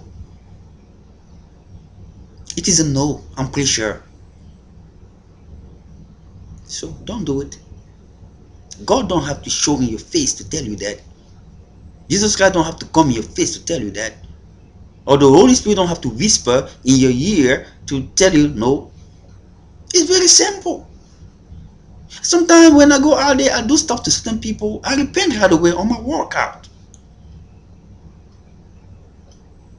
So they know that I conceived the idea that it was not good, so I repent and then I move on, and I know that's something that I must eradicate in my behavior. Even if it might not be shown to people, because I'm not here to please people, I'm here to please God. You know, pleasing people will not really give you any satisfaction, because you're going to have to please 2 billion people in this earth. I don't like when you touch me in my shoulder. I don't like you to touch me in my knee. Oh, I don't like you when you look at me like that. No, I don't like when you talk to me like that. No, I don't like when you grab and then you put your hand like that. Oh, no, I don't like when you put too much TV on. Oh, I don't like when you come and you don't say hi to me. You're gonna be dead by the time you reach the 100. I don't. So you cannot be there to satisfy people, because everybody have something that they will not like from you, or you don't gonna like from them. So the best approach that I have, I satisfy God. You can be mad about my behavior. It is your business. As long as it's under the scope of the law of the land, I move on. I don't like when he came here, I told him to sit down. He didn't want to sit down. Well, there's no law about that. There's no violation of the law. Refuse to sit down. Violation of article number 1 and 2. Maybe you live in a different planet. Well, different if you are in different situation. You are with an officer, somebody who's there to apply the law, and you are in different scenario and situation in which the law have to be applied, yes, if you say sit down, you know for sure you have to sit down because it is the process. Therefore, if you don't, you're going to be what they call resisting command, something like that, right? And that's apply, but that's different. Well, now if you have any medical problem of not sitting down, that can be justified with some evidence. You have to bring some evidence. That's what it is. It's different. But we have to treat other people the way we would like to be treated. Don't be in your mind and say and look at a person like an animal. You do that, trust me, when you do your prayer, I can assure you it will not leave the ceiling of your house. I don't have to be a sorcerer or a spiritual mascot to tell you that. It is what we call resonance.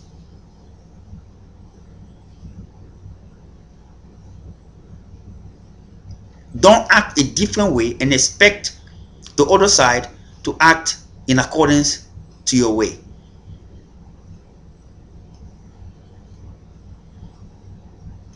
No, it will reason exactly the way you reasons. I mean the feedback.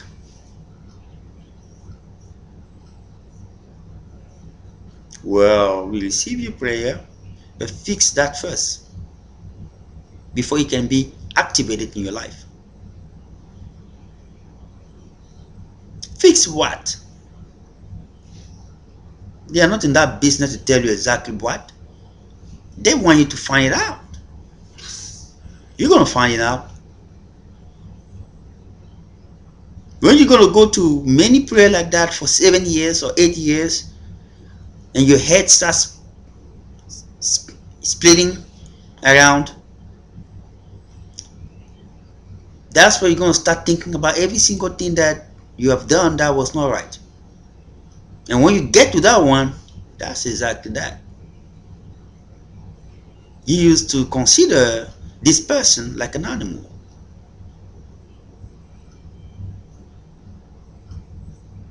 I didn't know that was. I didn't know. You knew. Yes, I did. I just refused to accept it.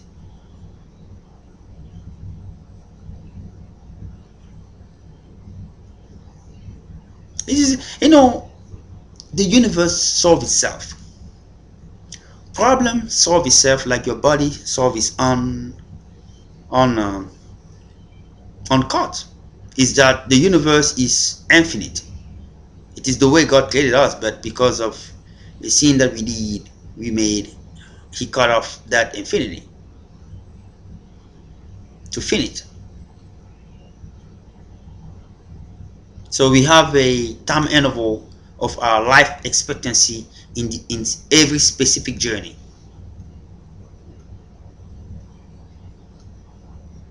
I would like people to go on my website and see how good program I have to assist the world. I mean, I'm coming up with new idea that must go from theory into practice into reality, or by boosting people are thinking is a joke. I am moving into the academic platform. I will be proving people to come and test me. Those we talk that we are walking with the same cadence, I'll be inviting them to come close into my circle. I'll see how far they can go. Because when people go into the moment of obscurity, everybody believes that the silence of God represents his absence. I said that earlier. I know exactly what I meant when I say that. Because I knew I was going to say this at the end. When you deal with a person like me, I don't I don't worry too much about the present. I'm worrying about the future. When you reach a certain level of consciousness, the present don't worry you too much, but the future become a problem for you because you can see what other people don't. People who have access to information, they are not worried about the present because the present is taken care of. They are worried about the future. Do you think that Lucifer exists because of the present?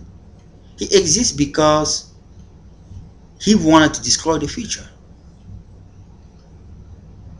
That's why he's still in business.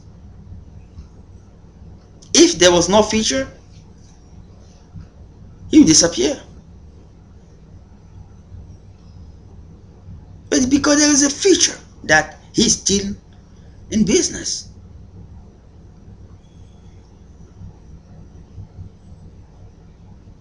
People who are wealthy, they don't worry too much about the present because their present is pretty much taken care of. They are worried more about the future. That's why you see them sometimes acting the way they're acting, and they say, what do that other person have to do that? Because they worry about the future. They don't worry about the present. But people who are not wealthy, in contrary, they are more worried about the present. I heard certain people saying, and they are, yeah, people who are not very wealthy, they are not worried. They worry more about the present and worry less about the future. Because they say we have to survive day by day. I have some people saying that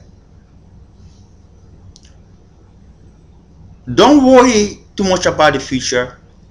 Worry about the present because every single day have its own reality and the future will take care of itself.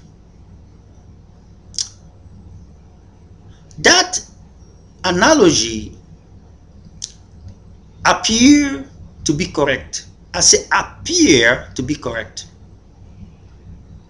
Let me tell you, there is no future without a present. There is no future without a present. Your present determines how your future will be. Your present determines how your future will be. It means if you don't take decision, not only good that people have stated in the statement that appear to be real, if you don't take decisions that are not only good but are in commensuration of a future that you have as an aspiration, you'll be sorry for that statement when that future become a present in the future.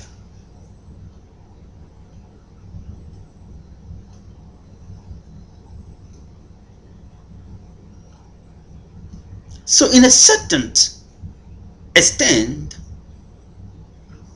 people have to worry about the future because of the present situation.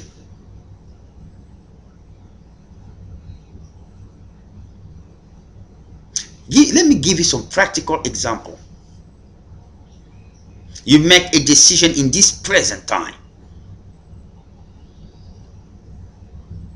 That is not good. It will affect your future.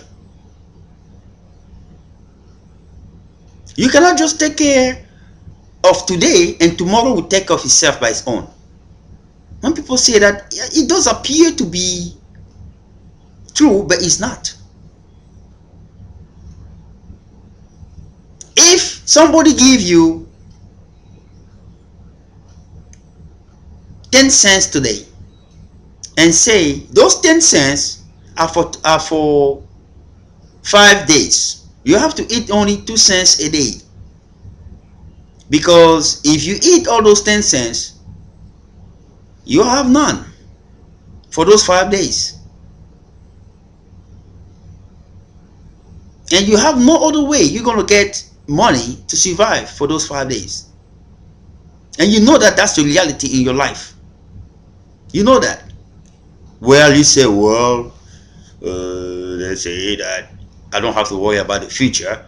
The future will take care of itself. I just have to worry about the present. So I'm very hungry, so I'm going to eat all those 10 cents. Well, you go ahead. You eat all the 10 cents. Tomorrow come, the future will take care of itself. No resolve. You wait for the third day. Well, now you start getting very angry. What happened? Man, I have no money. I gotta go and steal. Now you go and steal and get caught. You tell me how that future will take off itself. You're gonna go to jail. That's that future. Right? So the point is, the action that you're taking in the present have a direct impact on how your future will be. So people have to worry about their future because of the present situation. People who are wealthy then, based on that analogy and illustration, don't worry too much about the present, because the present is pretty much 90% taken care of.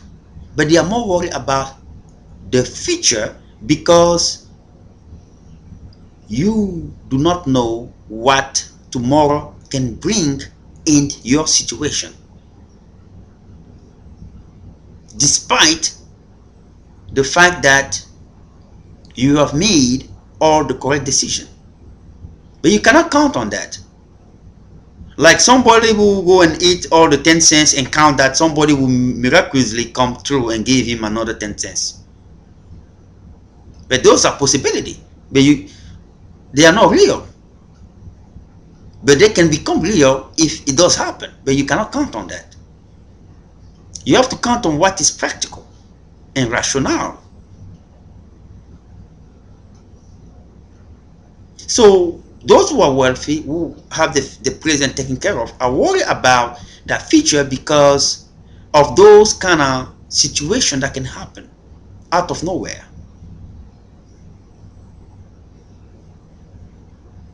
So that is kind of analogy I wanted to put in place, that people must conduct themselves well, because the future depends on how they act in the present and in decision that they make. Somebody might look like a failure, but actually he's walking into a more better future.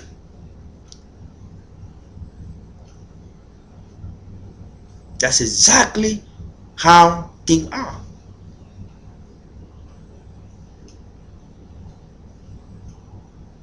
How many times God has sent his people in this earth and they got killed, or they didn't really realize what he wanted.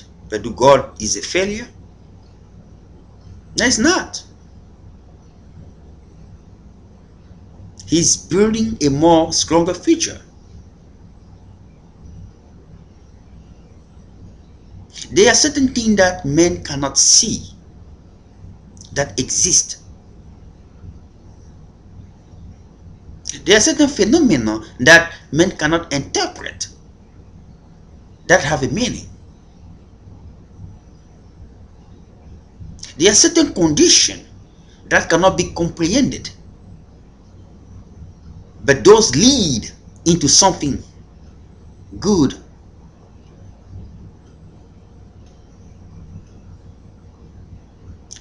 A trial can be transformed into a triumph. test can be transformed into a testimony. A victim can be transformed into a victor.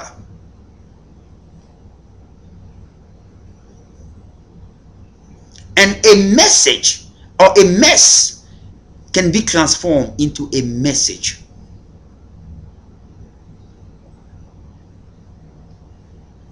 If a person have faith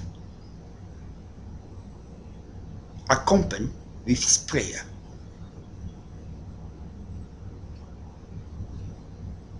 so many people in the world who believe that they understand a person, I can assure you, no one in this earth know what is coming tomorrow. They are all there in their offices giving power, authority. They don't. No one lie to you that they do. They have estimation, but estimation is not the truth.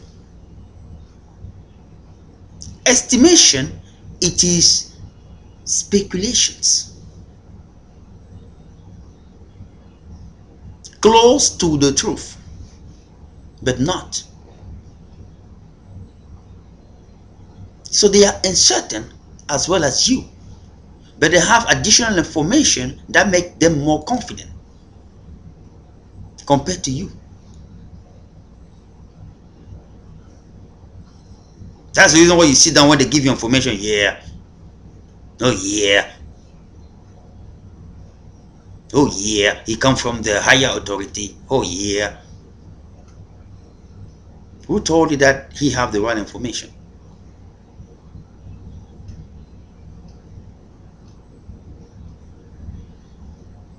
So we have to be very careful on believing on the right source. Most people don't know who God is. God is a captain of the plane in which you are part of. He's driving, is guiding that plane. All right. The captain is coming out of his cabinet. Please do not use your cell phone into this plane. Do not smoke into this plane. Do not do this, do not do that into this plane. This is what you have to do into this plane. You know why he's saying that? Because if you do that, you are putting your own life and the life of other people in jeopardy. That plane will go down and you know you don't want to die. So you're going to confer and synchronize with his command. You are better not to, man. I am 20 kilometers up, man. No, I'm gonna wait. That cigarette will not come in my mouth. I'm gonna shot.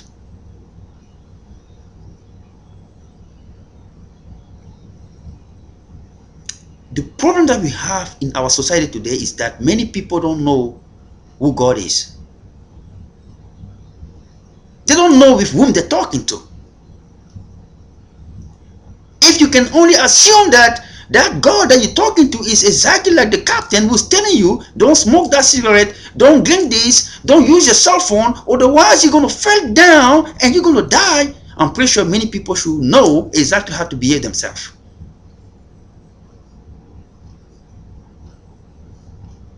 Many people don't know that. They don't know with whom they're talking with. They don't even know with whom they're talking to.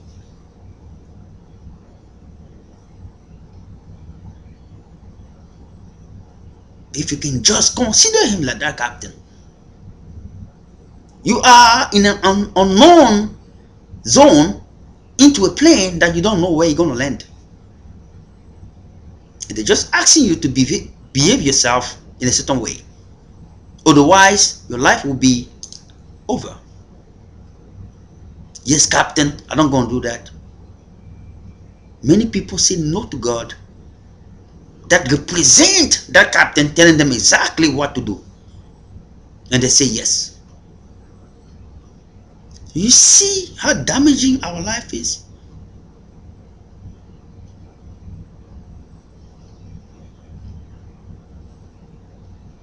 So I'm saying to folks, just treat other people the way you want to be treated. End of the story. Not too much big testimony, not too much big writing and reading and stuff like that. Just do just that. Life solve, problem reduce. End of too much talking. Paul, Dad, Mark, John, Matthew, all of this stuff are good, but very confusing when people try to manipulate other people's mind. Just do to order what you want to be done into yourself. Period.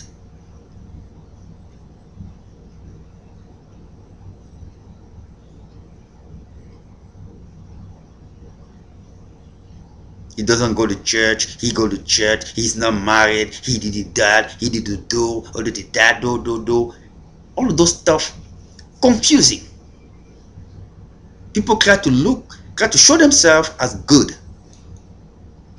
Think of order the way you want people to think of you. Treat order the way you want people to treat you.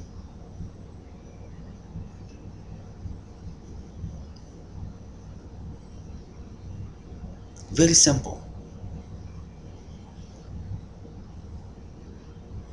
Yeah, you think it's very simple. Do you see how she slammed me? Well,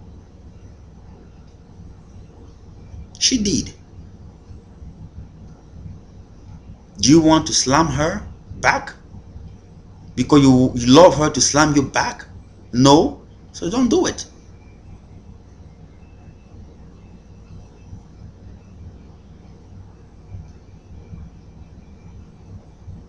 Because you can survive with one bullet. You have a chance of surviving with one bullet, but when you respond back, you might receive another second bullet, and the chances of dying increase. That's what it is. If you run away from the problem, you have a chance of surviving. That's what it is.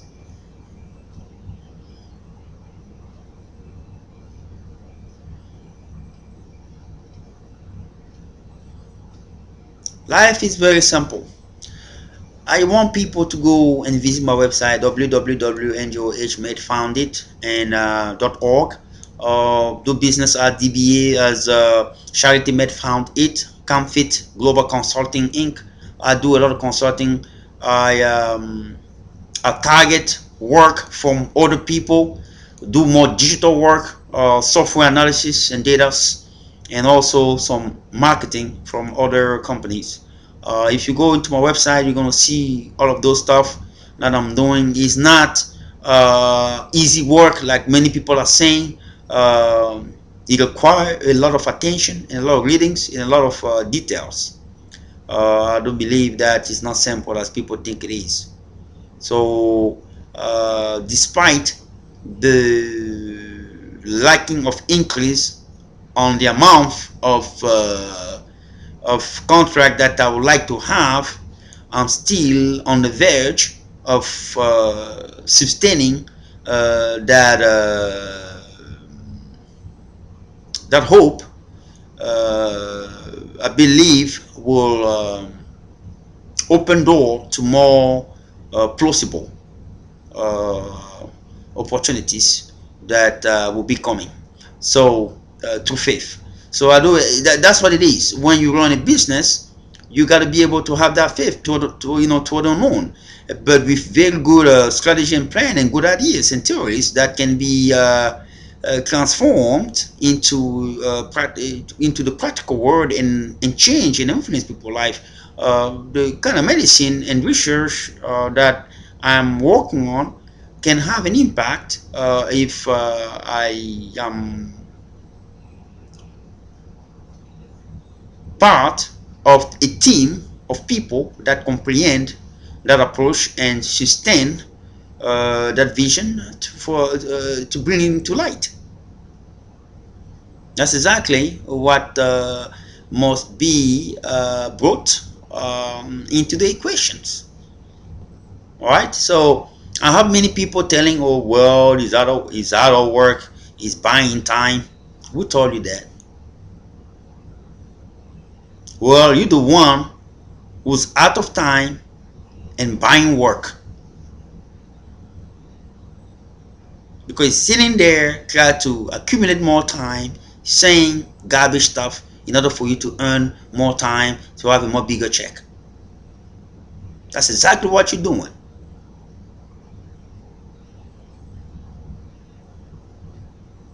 I don't have time for that. I work for myself, and like I said to people before, in life, sometimes you have to stick with your decision. People don't open companies. I remember I was listening to a show last time. A guy who opened a company. He became a billion-dollar company after 60 years. I can assure you that people who were there in the beginning didn't see that success after 6 years. Some of them were pretty much dead. Are pretty much dead as of today, as of now. They're gone. But the company became a billion-dollar company after 6 years. Some people it take shorter time than that, depending on what kind of vision you had that commensurate with the need of the society at that in that specific moment and era.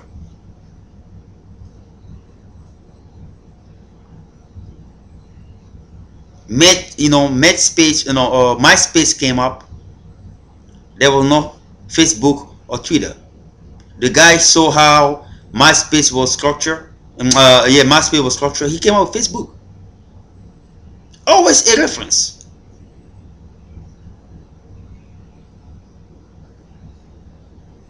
He structured Facebook in a different way. And today he going up and up $1 billion pretty much after a couple months. The last time I know it was like 21 billion. Now it's 33. Maybe it's 34. I didn't check it.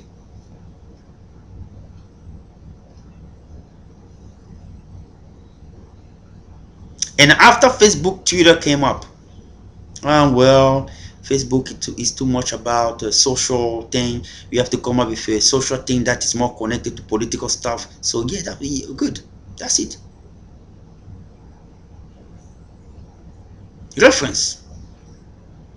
That's easy work, don't you? People tell me that I do easy work. When somebody uses brain and you know that person is intelligent, give to Caesar what is belong to Caesar. Stop being hypocrite. It does not advance the word.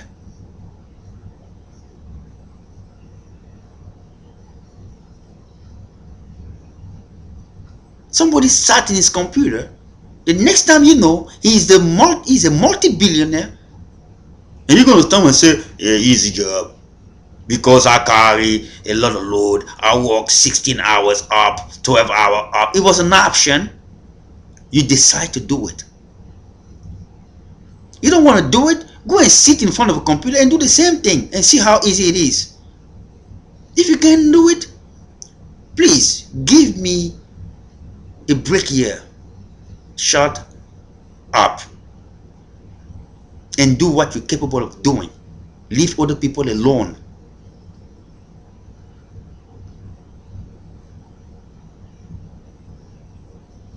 Well, slow down. Why not you slow down by telling me to slow down? There's a problem with that? Well, he's going too fast. Maybe in your time, people were driving bicycle. Now people have car like Bugatti, who can drive 200 miles an hour. You have a problem with that? Well, in my time, it was not. It's not the same time anymore. You're confused. Let every generation enjoy their time. as you did in your generation. If you were sleeping, it was your problem. And I don't want to sleep. I don't want to slow down because I don't want to be like you tomorrow. Start looking back and say, well, I didn't have that opportunity. You did. Because somebody told you to slow down and then you slow down. And today you want to slow down other people. Slow down. I hope that you can say to the ratio that increase the CEO of Facebook to slow down and see how that ratio is going to slow down. As far as I know, that ratio is exponentially growing up every single day. Million of dollars is compounding and become billion.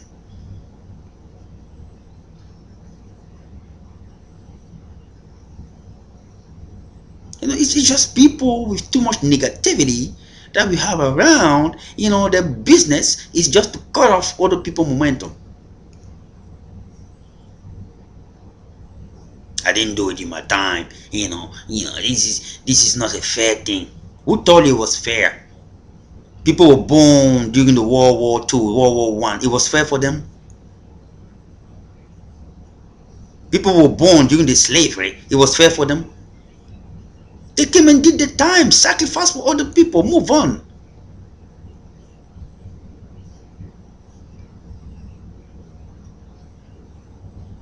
There's nothing fair. You know? There's no such thing like that. You come and do your best. It work, good for you. It doesn't work, well, I'm sorry.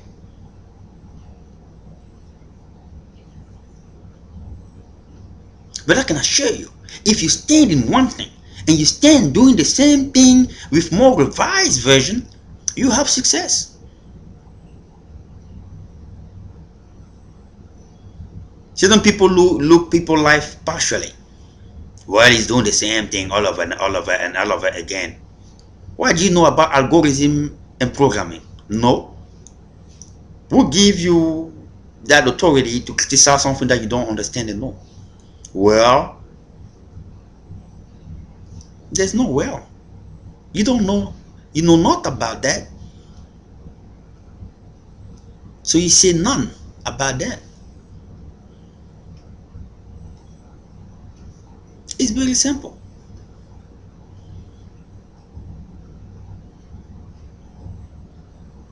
There are certain people who look around, they look at me and start saying, oh, well, he doesn't have any girl. Or maybe, oh, well, he's looking for young girls. He's looking for all that. I don't look for none. If you're so worried about it,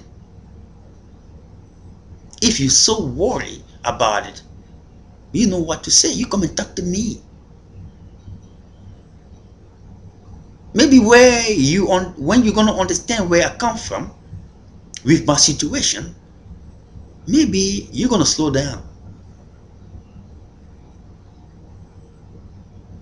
in your adjudication. You don't understand how the life of a person is. Maybe the person is there thinking about a JLo. You're there thinking about something else. You don't understand where the person is going. You don't know exactly what you want to attain. You don't know exactly what kind of ambition the person wants. But you're there judging him. But you just don't have any clue how you piss him off when you do that. Because you're thinking about potato when the guy is thinking about banana. And in your mind, you're thinking that he's thinking about potato like you. Thinking about different stuff. And I just said to people, leave me the damn alone. Like somebody say, you have a lot of problem, solve it first. And when you get over all your problem, maybe start looking for other people's problem. And as we all know, problem never end. So just stop looking for other people's problem. Because your problem will never gonna end. The certain people are looking to solve their problems by looking on other people's problems. So when other people have the same situation, so the problem is solved. What kind of analogy of sickness is that? So I have one leg that is short. So I'm looking for other people who have one leg. So we have 9 people out of 10 that have one leg. So I'm good. My problem is solved. The problem is not solved. You still have one leg and half. So what's your problem here? Envy and jealousy. Take it off. That's the real problem.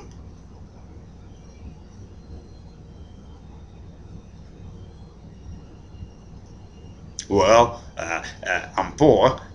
I do only $10 an hour. So I gotta make sure I look other people who also do the same. So my problem is solved.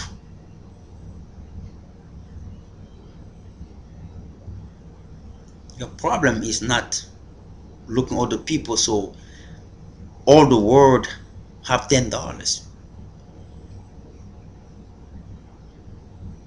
10 years after, you still gonna have the same problem because you will never gonna be satisfied with that.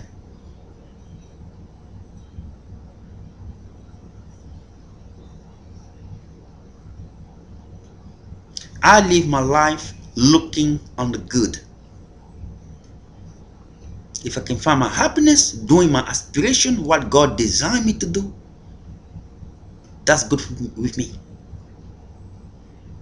If I can have the kind of wife and woman that I believe are good for me, that will lead me to the aspiration in which I was designed for in a primordial thought as destined and predetermined by God, by the Creator, I'm good. I'm ready to go, like somebody said. Put the gas or electrical or whatever battery on. Vroom, I'm ready to go.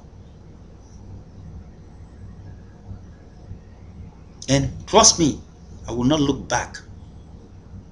Start asking people to slow down. They can speed up the way they want. When they're going to crash out, they'll find out.